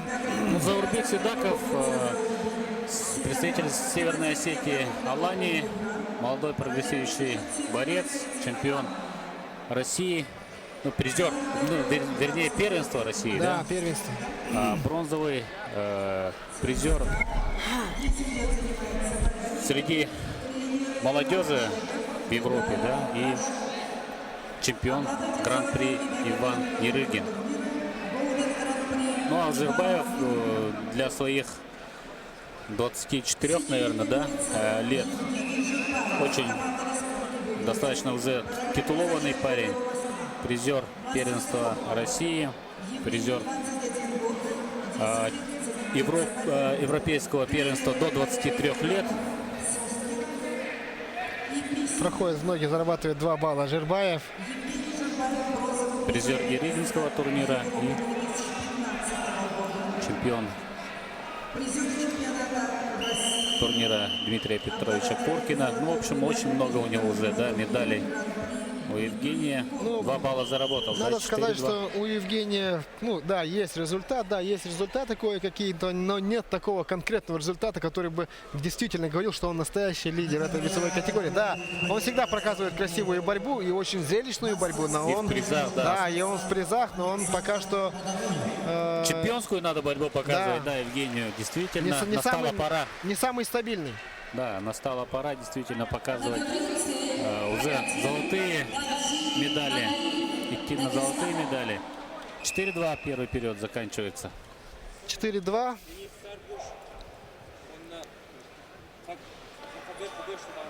Уважаемые зрители, на наших соревнованиях президент Федерации спортивной борьбы России, олимпийский чемпион, Схватки. Извините, Александр Богомоев, Расул Машезов. Пока счет 0-0. 1,5 минуты прошло схватки. И Машезов проходит в ноги и выталкивает за ковер Александра Богомоева. Тем самым счет делает 1-0. Второй период начинается Евгения Жербаева-Седокова. Ханты-Мансийский автономный округ Югра, Северная Осетия, Денис Царкуш, Московская На контрприеме взял Евгений Жербаев ногу Заурбека Седокова. Опасное положение. Да, вот это да. Да. 2 балла показывает Заурбеку Седокову и ведет со счетом 5-2. 6-2. Заурбек Седоков. Вот это да. Как защитился, да, здорово из этого положения. Взял ногу Евгений Жербаев, но уже сам оказался, да, в очень опасном положении.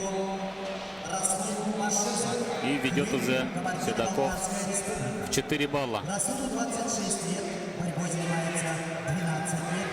Тренеры Муратов, Грек, Расул, бронзовый призер первенства мира среди юниоров. Схватки Богомоев-Машезов пока что счет 1-0. Нет активных действий. Заканчивается практически первый период. Подходит к концу.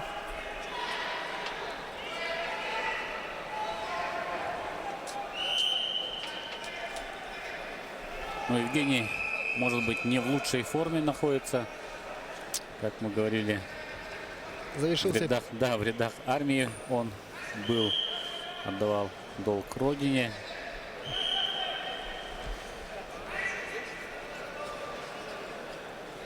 Но времени, в принципе, достаточно. И сейчас чуть больше минуты остается. Ну, а мы знаем Евгения Жербаева как очень яркого борцового спортсмена, да. Ну, а Седоков, настоящее открытие может быть этого чемпионата России, да. Он выиграл и Рыгинский турнир, и сейчас весомую заявку на победу и на чемпионате России весовой категории до 70 килограммов может сделать, устранив одного из самых опасных конкурентов в своем весе. 8-2 ведет. Да, меньше минуты остается. Критическая ситуация для Жени Жербаева. Да, и как-то уставшим, да, выглядит Евгений, да. Да, когда Евгений может показывал продышаться. красивую борьбу, именно он брал тем, что всегда у него больше оставалось сил в конце схватки, да. Ну а Да, сейчас и смотрим, кураж, что если поймает, то очень сложно бывает остановить, но здесь ни о каком кураже речи быть не может. да, 10-3 счет. 10-3. Может, мы перейдем на ковер, а? Да, здесь уже все Да, здесь уже понятно. всё понятно. Еще 2 балла. Да. 12-3. Опа, Богомоев проходит в И ноги. 14-3 выигрывает Заурбек Седоков. Очень красивую борьбу показал Заурбек. Да, ну, а то- здесь 4-1. Только что Богомоев прошел в ноги и заработал балл. Ну, мы, оказывается, упустили, как до этого он еще 2 балла заработал, да? Ну, счет 4-1. Первый период здесь закончился со счетом 1-0. На КВБ победил Заурбек Седоков. Ханты-Мансийский автономный округ Югра и Северная Осетия Алания. Это 1/8 финала весовой категории до 57 килограмм. Победитель этой пары в 1/4 финала будет встречаться с победителем пары Батрутдинов-Гибеков. Так что желательно побольше сил оставлять, да? Ну как же здесь побольше сил оставишь, когда такая схватка? Ханты-Мансийский автономный округ, Северная Осетия, мастер спорта международного класса. Серебряный призер Кубка мира 2013 года. Чемпион России 2013 года. Вот как здорово, да? Александр прошел, взял обе ноги и еще 2 балла заработал. Александр на противоходе поймал Расула Машизова и 6-1 счет встречи. Заслуженный мастер спорта. Поправляет прическу Александр. Модная стрижка и бородка, усы. Ну, я думаю, это суеверие у него просто было. Ну, а сейчас это уже часть имиджа. Его уже невозможно представить, наверное, без усов и бородки, да? Часто его называют в среде болельщиков мушкетером даже. Такой элегантный парень. Обладатель Кубка мира 2007-2008 годов. 6-1 и Чемпион России. 15 секунд остается. Победитель турнира. Ну, в хорошей форме, да. Согласись, Олег, Александр Да. находится. 57 килограмм, достаточно себя комфортно чувствует. Расула Машизова. Да, Уверенно спокойно смотрит на табло, контролирует время. Ну и Машезов в конце уже согласился с тем, что Богомоев сегодня лучше. И Богомоев идет дальше. На ковре победил мастер спорта международного класса Александр Богомоев. Следующая схватка тоже будет очень интересной. Батрутдинов-Гибеков. Ну а на ковре борется заслуженный мастер спорта Денис Саргуш. Хусейн Бадрудинов, Дагестан. Пока ведет со счетом 2-0. Артем Гибеков, Дагестан.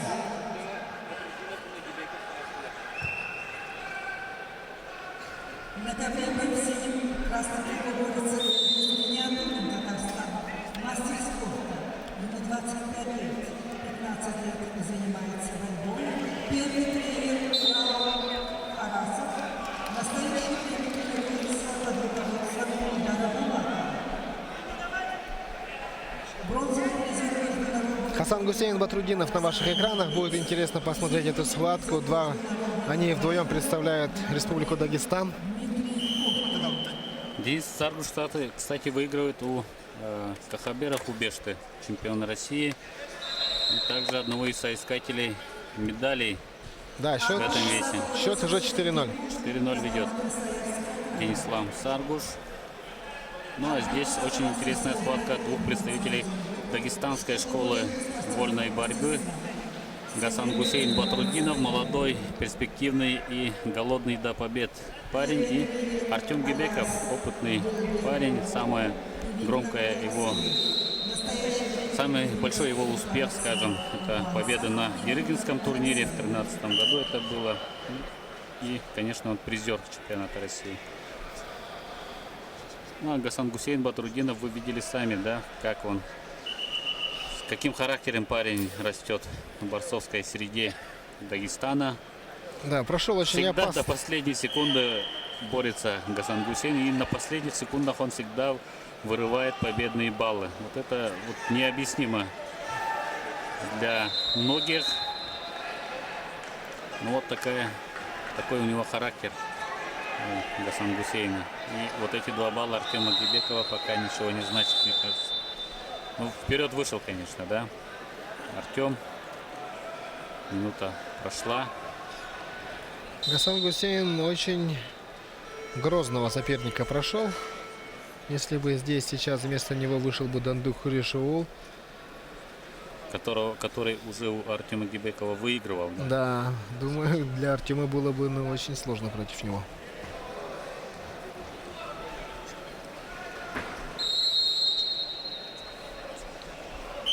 Победитель этой пары в следующем круге будет встречаться с Александром Богомоевым.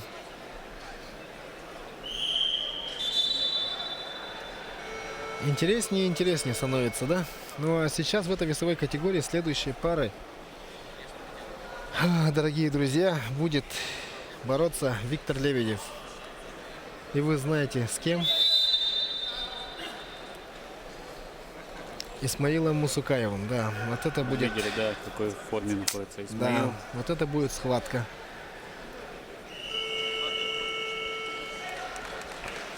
Бибиков еще раз проходит в ноги.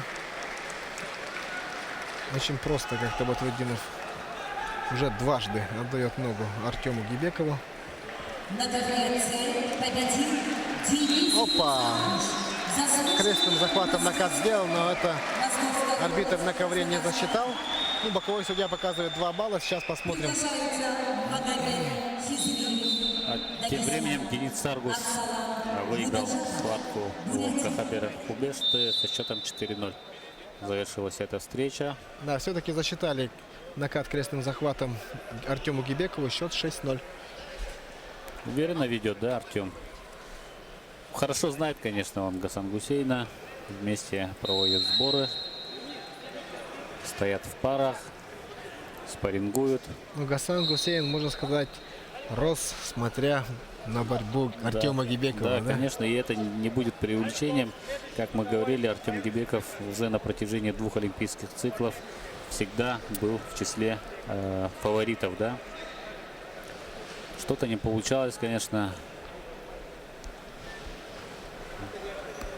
Не очень много у него титулов, скажем, прямо, да, но борьба у Артема есть, и эту борьбу он сейчас показывает. 6-0 ведет.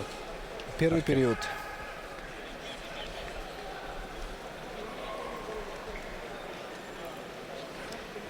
Вот как пытался убежать, да, Гасан Гусейн, вернул на ковер и переворот. Не получился здесь у него переворот. Да, воздействует крестным захватом. Сейчас сделает накат. И арбитр на ковре не засчитает этот накат. Ну, видите, да. Начал он движение в Да. рабочей зоне, и, мне кажется, вполне справедливо засчитали там 2 балла Артему Гибекову. Гасан Гусейн Батрутдинов. Но Гасан Гусейн Батрутдинов в следующем году будет очень опасным в этой весовой категории. В следующем году, я думаю, вообще он может стать одним из лидеров, потому что, я думаю, тот же, например, Рашидов 61 уйдет. Ну, не олимпийский год уже будет, да. Я не думаю, что Мусукаев будет 57 часто гонять. Да, и Да, ну, естественно. картина может полностью, да, измениться, Да. потому как мы уже говорили, все фавориты, все лидеры уже достаточно возрастные ребята, которые здесь выступают, уже именитые ребята, олимпийские чемпионы, чемпионы мира и так далее, да. Понятно, что пора настанет уступать место молодым, да. Да, но я думаю, что уже в следующем году на чемпионате России 2007 года, 2017 года уже не будет Джамала Тарсултанова, Александра Богомоева, Виктора Лебедева, Наримана Исрапилова. Но они, я думаю, точно не выйдут в следующем году на чемпионат России. Да и думаю, что Артем Гибеков тоже не будет бороться в следующем чемпионате России. Ну а Хаджимурат Рашидов, я думаю, в следующем году попробует себя в весовой категории до 61 килограмм. А Хлопков, Коля, будет 61 бороться. Ну, в общем, Батрутдинов с Дандуколом будут здесь. И с Кежиком Чимба. Ну, кстати, можно так сказать, что завершается такая эпоха, да, целая. На наших глазах все это происходило. 2 олимпийских цикла. Было очень интересно наблюдать за всем этим, да. И все эти ребята росли на наших глазах. Все их победы на нашей памяти, да, все их успехи. И действительно, следующий олимпийский цикл уже, наверное, мало кто останется. И этот чемпионат тем ценнее для нас, для всех болельщиков, да, для всех любителей вольной борьбы. Да, уже легенды эти ребята. Про этих ребят скоро напишут книги, может быть, будут снимать фильмы, да, будут делать передачи какие-то отдельные. Про них очень много написано, про них уже очень много в архиве телевидения, в архиве разных газет, журналов. Ну, в общем, я спокойно и уверенно могу назвать многих из этих ребят легендами вольной борьбы России, потому что они точно внесли свой вклад в развитие вольной борьбы России. И золотыми буквами многие из них уже оставляют Свое имя, свое имя в истории российской борьбы. И очень спокойно сейчас доводит эту схватку до победы Артем Гибеков. Да, Мы даже не заметили, да, как пролетели Да, вот эти 3 я минуты. говорю про чемпионат России. Конечно, многие из них, я уверен и думаю, что поедут на Олимпийские игры. Но чемпионат России-то для них наверняка один из последних. Если даже они решат продолжить карьеру спортивную, но точно, я думаю, следующий год они пропустят. Потому что очень тяжелый цикл, действительно, для всех спортсменов.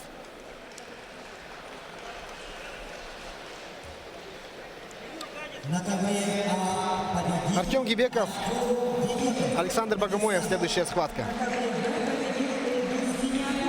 Да. Очень интересно. Ну что, валидольчик все выпили. Сейчас начнется самое интересное. на ковре начинаются поединки в 1/4. Уже 1/4 финала, да. Категории до 57 килограммов. Уже 1/4 финала. Виктор Лебедев, Республика Саха, Виктор Лебедев. Исмаил Мусугаев, Дагестан, Кабардино-Балкарская республика. И Исмаил Мусукаев. Решающая схватка, без сомнения. Очень серьезный соперник у Виктора.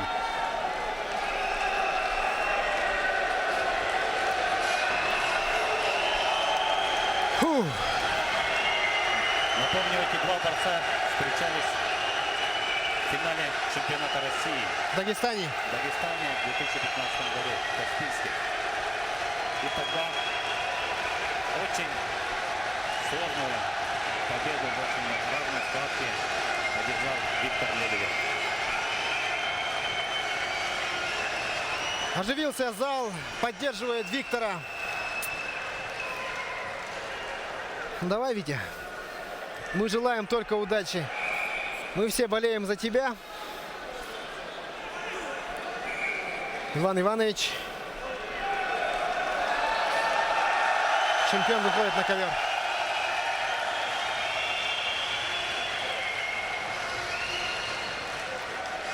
И Исмаил Мусукаев.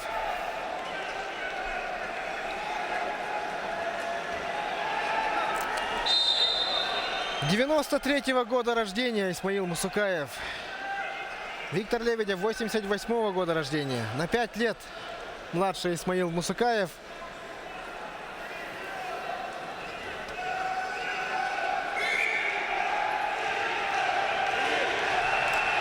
Когда Витя Лебедев становился чемпионом мира, Мусукаев об этом даже не задумывался.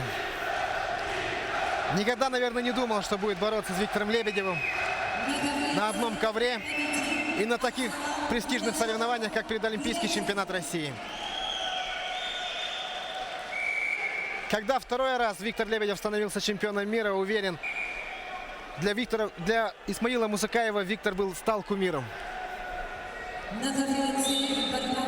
теперь они Да, ну а дальше Исмаил ковре. Мусукаев, наверное, хотел быть похожим на Виктора Лебедева, наверное, хотел достичь таких же результатов, и сегодня он выходит на ковер против Виктора Лебедева. Краснодарский край, Кабардино-Балкария. На ковре ведут борец в красном трико, заслуженный мастер спорта Виктор Лебедев. Победитель и призер чемпионата мира. прошел многих сейчас. Да, контролирует Витя. Победитель и призер чемпионата Европы. Его соперник, борец в синем трико, Исмаил Мусугаев, Дагестан, Кабардино-Балкарская республика. Исмаил Мусугаев является вторым призером первенства мира среди юниоров, победителем первенства Европы, серебряный призер чемпионата России, Вся спортивная Россия следит за этой схваткой. серебряный призер международного турнира Golden Grand Prix Иван Юрьев.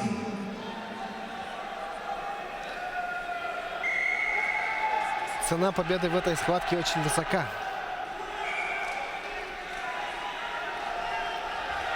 Ой-ой-ой, Мусукаев проходит в ноги. 2 балла.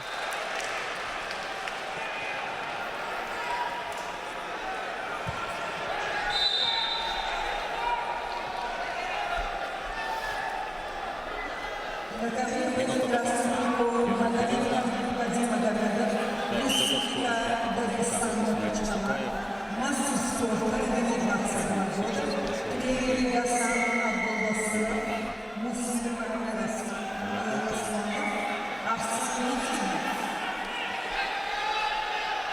Магомедов Хабиб, победитель международного турнира, Али Алиев, российский. Бои Базаров, 30 секунд до конца первого периода. международного класса. 11 лет в борьбе. Тренеры Кота Базаров, Фото Напольев. Бои Базаров, победитель международного турнира. Давай, Витя, Витя, давай! Давай! Брать 2 балла, брать 2 балла! 10 секунд осталось. Что там, 2 балла дали? 2 балла дают. Исмаил Мусукаев недоволен. Говорит, что должны были 1 балл дать только за выход за ковер.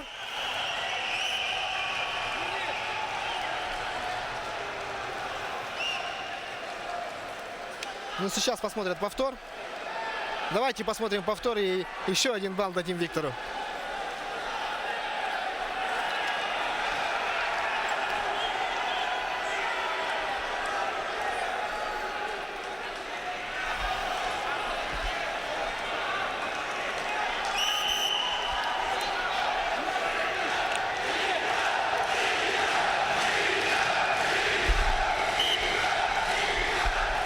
Вы сами слышите, как скандирует спорткомплекс «Триумф».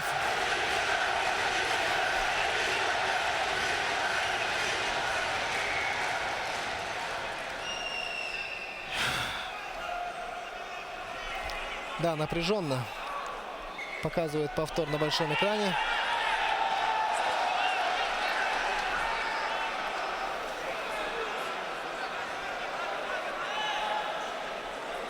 Посмотрим, что сейчас решат судьи.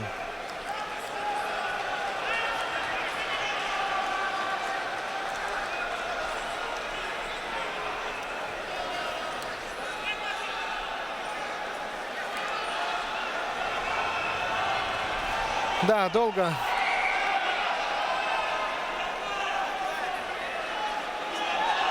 Совещаются судьи, наверное, 3-4 раза посмотрели этот повтор на большом экране.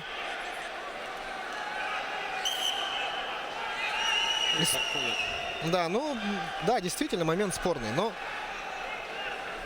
надо ли было свистеть судье? Надо ли было свистеть судье? Виктор по-любому 2 балла бы взял. Что решил судья? 2 балла. 2 балла, да, оценили на 2 балла прием Виктора Лебедева и дополнительно дают балл за то, что тренеры Исмаила Мусукаева бросили челлендж. Все верно, идем дальше. Нечего спорить. Второй период все решит. Остается 10 секунд в первом периоде. Я надеюсь, этот период... Да. Мы оставим за собой. Хотел сказать, да, завершается первый период. Счет 3-2. Какая напряженная схватка, да? Вот это уже класс, да, вот это уже, конечно, это уже ближе к финалу. Вот это уже не будем мы... Вот это мы в утренних схватках говорили, будем следить за ним в будущем, да, будем следить за ним потом. Мы знаем, что он подрастет, мы знаем, что он наберется сил. Здесь нет такого, здесь все серьезно. Здесь все серьезно. На кону медаль чемпионата России, на кону Олимпийские игры. Ни много ни мало, да? Да. Это история. Схватки. Дальше с 1/4 финала все схватки, которые будут проходить здесь на ковре спорткомплекса «Триумф», все они войдут в историю. Еще долго мы будем вспоминать, да, наверное, всю жизнь уже любители борьбы будут вспоминать эти схватки, эти жаркие схватки.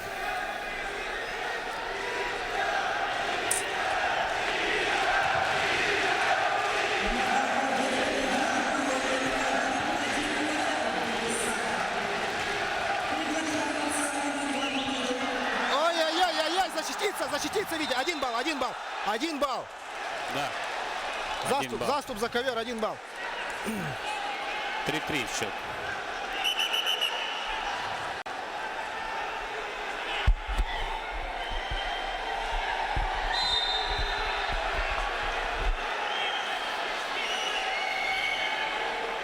Счет 3-3.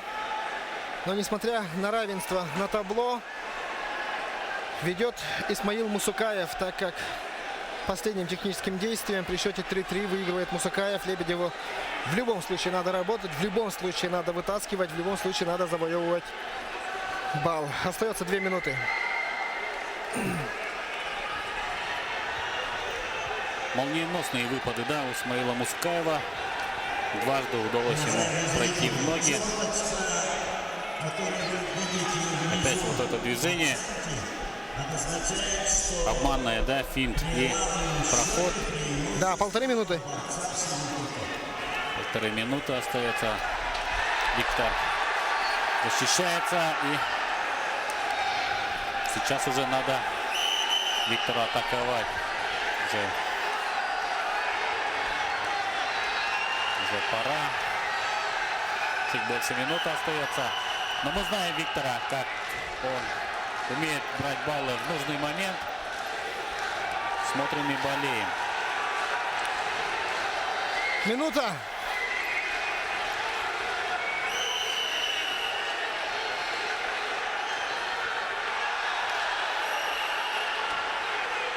— 50 секунд.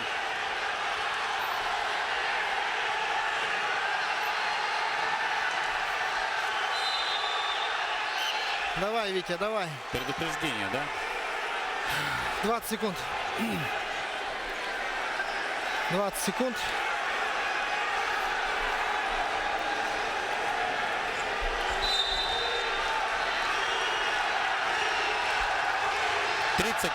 35 секунд остается до конца схватки. Витя. Еще одна попытка прохода. Защитился Виктор. —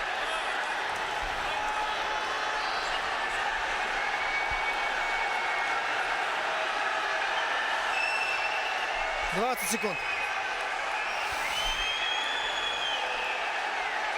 Стоять, Витя, стоять, стоять, стоять. Сколько секунд там предупреждение? Сколько секунд осталось-то? Да. 10 секунд остается. Да. Стоять, Ой, 10 Виктор секунд, Лебедев. стоять, стоять.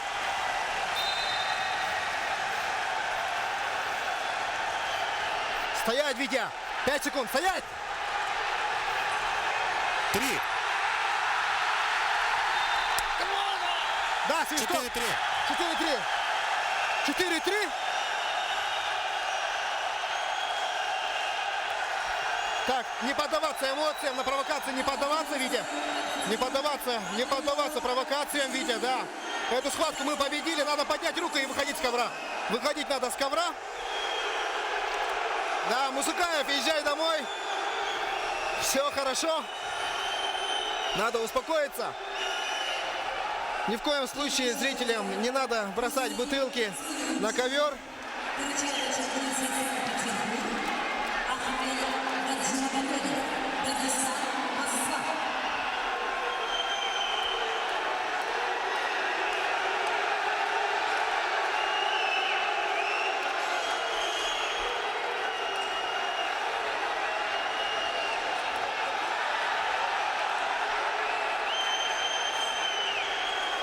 Это чемпионат России, это предолимпийский чемпионат России, дорогие Да, вот друзья. это накал, который мы ждали. Да, Надо сейчас терпеть, конечно, сейчас. Не поддаваться на провокации, действительно. Да, сейчас надо успокоиться, Вите. Вите надо успокоиться и выйти с ковра. Все, поднять руки и выйти с ковра.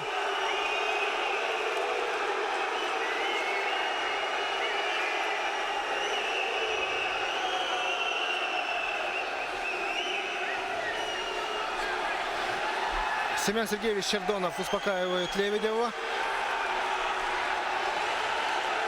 Ну а там, видимо, идет какая-то потасовка. ОМОН стоит. Да, правильно, все правильно. Виктор, зал скандирует.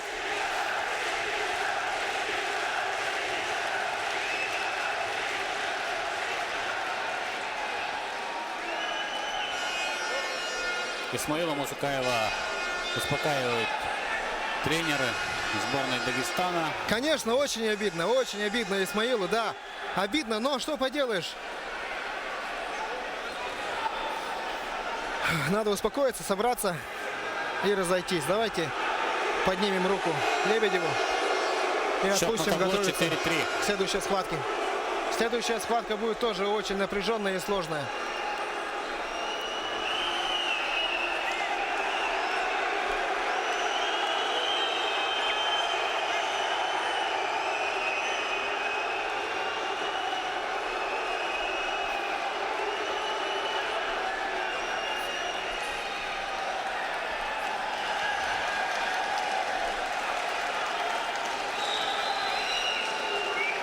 А где арбитр ковра?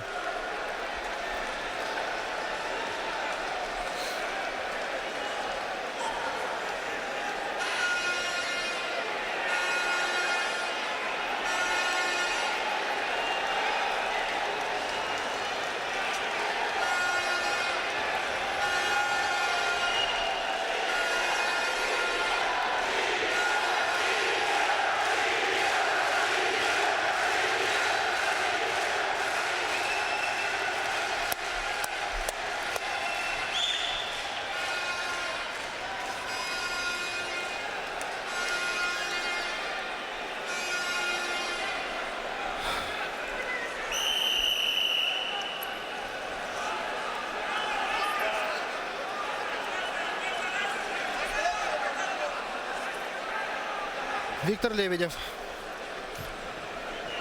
Это только начало. Да, это только полуфинал. Виктор Лебедев вышел в полуфинал. Счет встречи 4-3. Опять же скажем. И сейчас следующий четвертьфинал.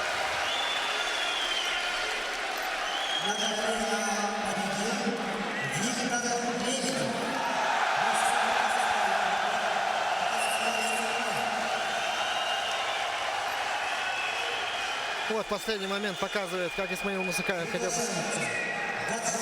Но это уже не спортивное поведение. Но это страсть. Мы все понимаем. Эмоции.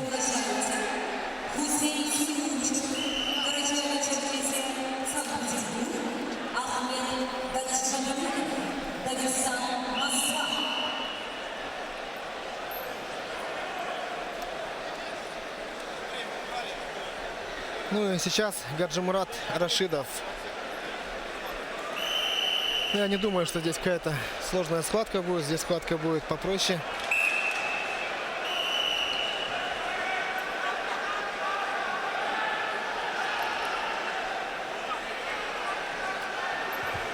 До сих пор не может успокоиться.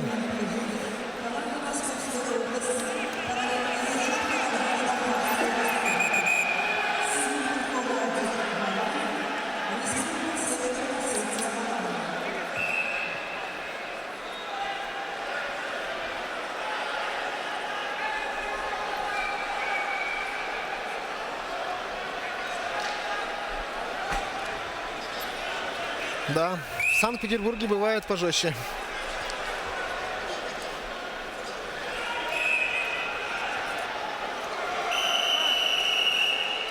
Но стоит отдать должное отряду милиции особого назначения. Все быстро, четко урегулировали. Никаких потасовок не вышло.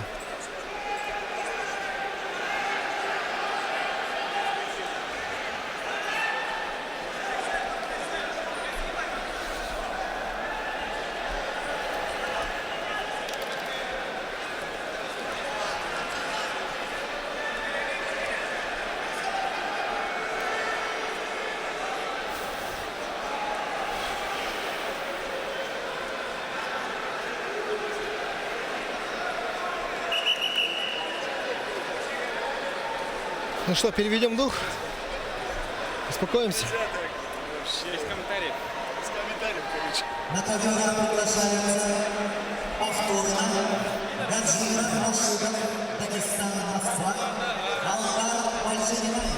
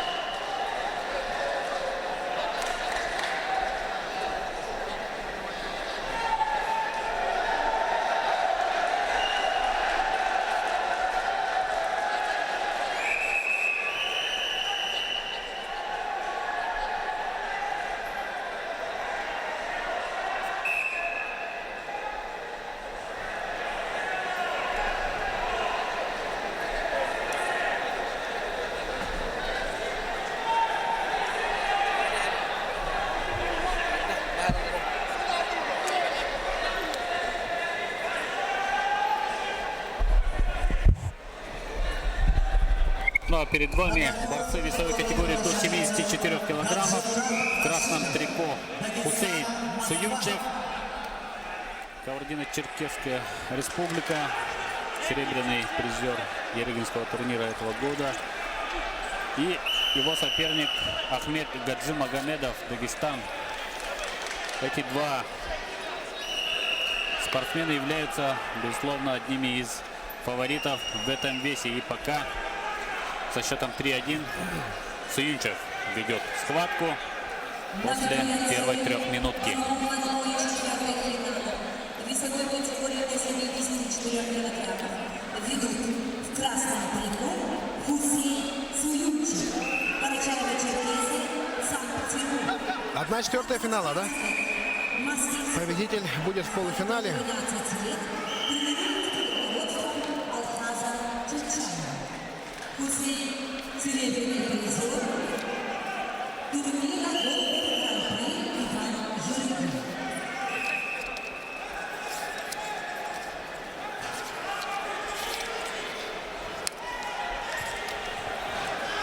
Внимание! Весовая категория до 57 килограммов по решению жюри приостановлена. Вызов приостановлен.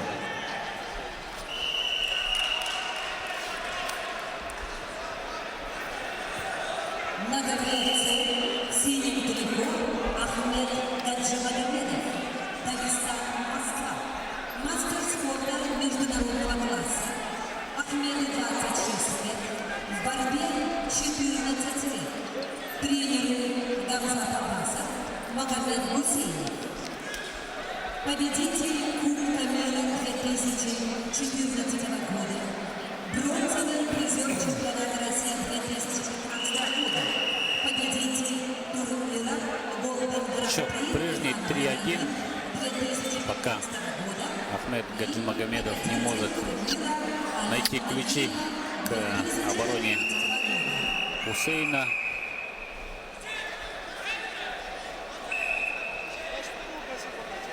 И предупреждение.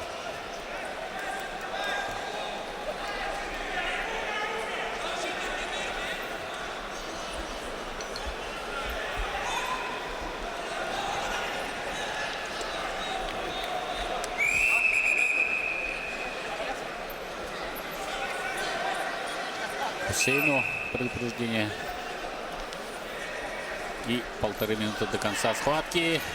Проход в ноги и пытается соединить руки Хусейн Суюнчев. Взял ногу.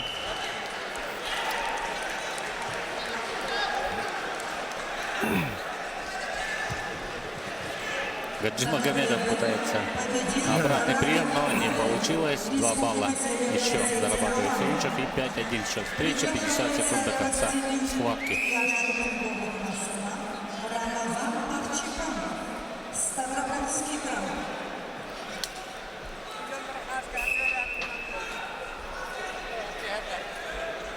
Олег, что будет какая игра? Что я будет?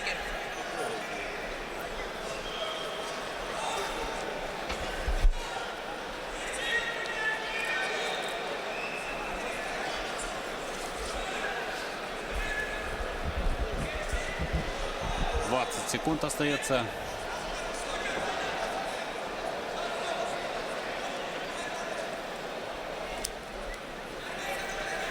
Гаджимагомедов из последних сил сейчас пытается что-нибудь сделать, но 4 секунды. Хусейн Суюнчев очень хорошую борьбу показал и, как мы говорили, может составить конкуренцию, да, вышеназванным фаворитам. Хусейн Суюнчев 5-1.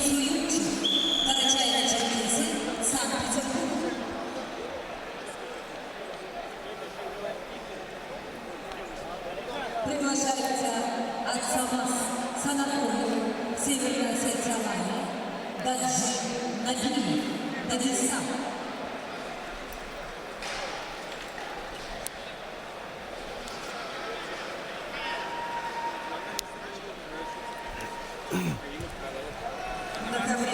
Дорогие телезрители, пока что приостановили схватки весовой категории до 57 килограмм. В красном трико борется Костимир Пианинов, город Москва. Гаджимурат Рашидов должен был встретиться с Адамом Аздарбиевым из Дагестана, но пока что временно приостановили схватки в этой весовой категории. Да, эмоции, конечно, захлестнули весь зал. И думаю, дорогие телезрители, вы тоже не стали равнодушны к этой ситуации, то, что происходило на ковре.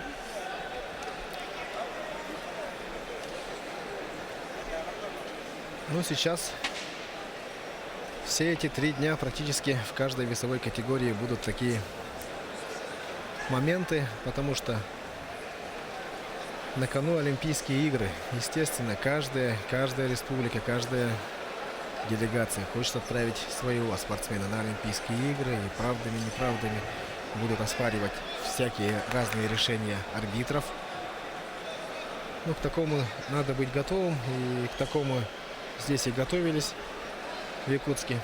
Примерно представление мы уже видели на разных предолимпийских чемпионатах России в Санкт-Петербурге. Северная Осетия, Гаджи Нагиев, Дагестан.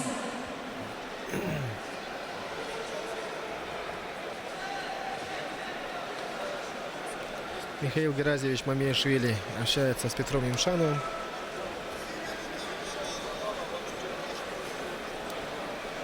Махач Муртазалиев стоит на экране, вы видите, за Михаилом Геразиевичем.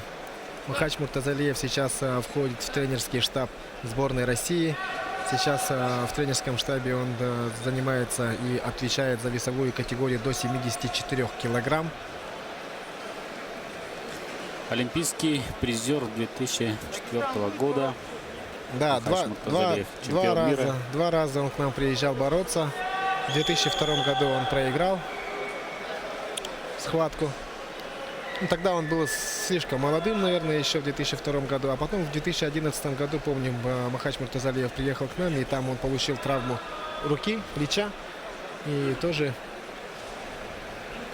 остановился в турнирной сетке. И, ну, наверняка он считает это неудачным городом для себя, да, для своей спортивной карьеры. Но сейчас он впервые приехал к нам в качестве тренера. Сегодня его день. Борется весовая категория, по которой он отвечает, 74 килограмм.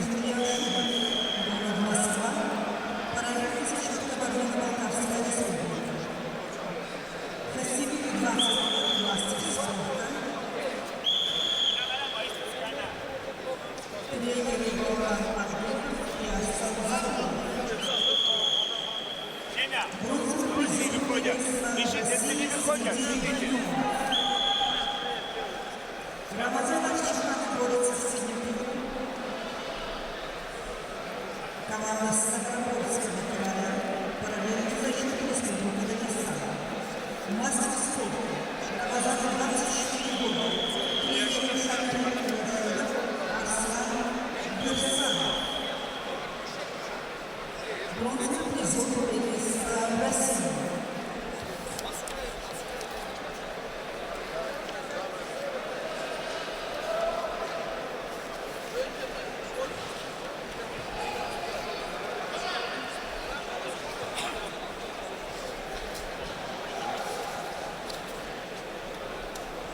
Яшинов Санакоев.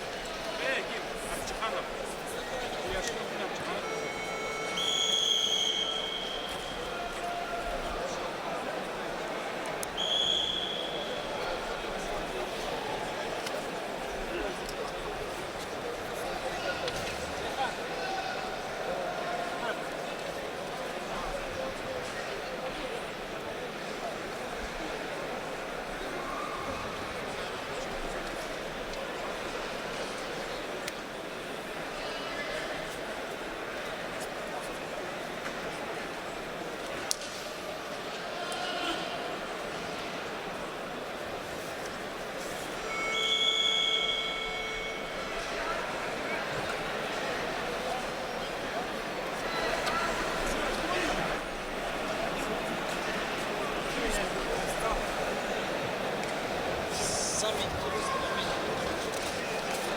Сейчас перед вами борцы весовой категории до 70 килограммов. Тлеяшинов и Арчиханов. Москва и Ставропольский край представляют борцы.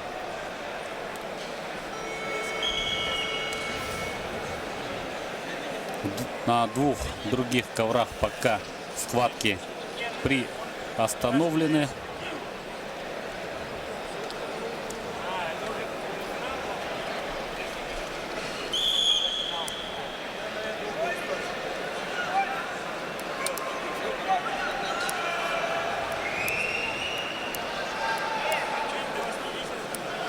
Хастимир Тлеяшинов дает параллельный зачет Кабардино-Балкарской республики и Москве. Ну а его соперник, как я сказал, Ставропольский край представляет. Оба эти спортсмена не имеют больших спортивных достижений. Как мы говорили, в 70 килограммов сейчас действительно хороший шанс для того, чтобы о себе заявить, потому как это не олимпийский вес. Многие лидеры, как мы видели, перешли в весовую категорию выше, 74 килограмма. Не очень успешно, прямо скажем, да, для Хетика Цаболова, допустим, этот переход оказался.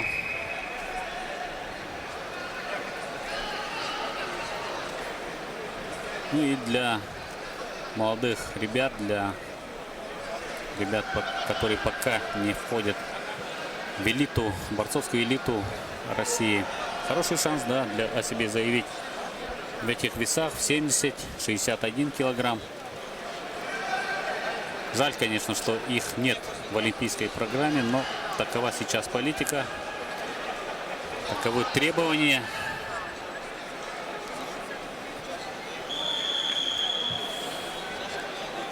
Зато в женской борьбе, да, прибавили несколько категорий.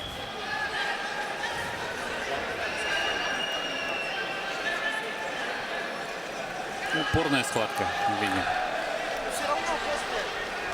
Равная упорная схватка. Вел вроде, да, сейчас 3-0, но отдал сразу же 2 балла и в этом положении балл взять не смог.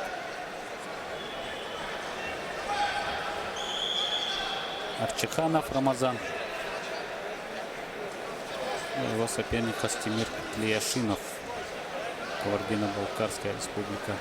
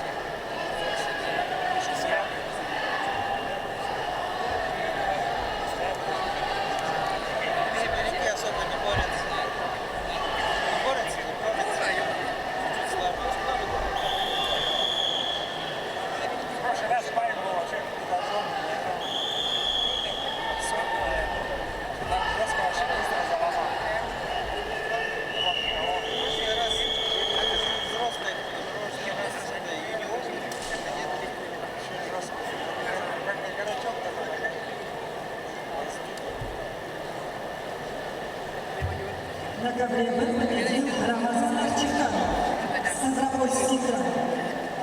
Ну, очень сложную победу одержал Арчиханов и идет дальше по турнирной сетке.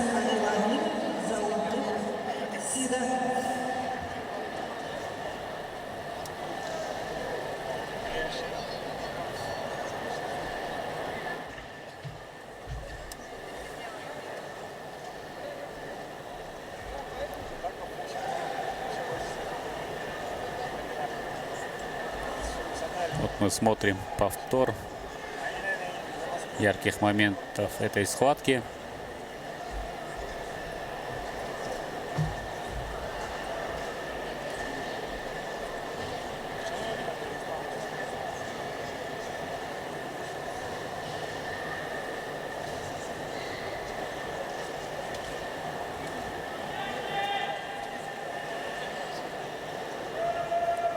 Ну и пока на коврах схваток нет.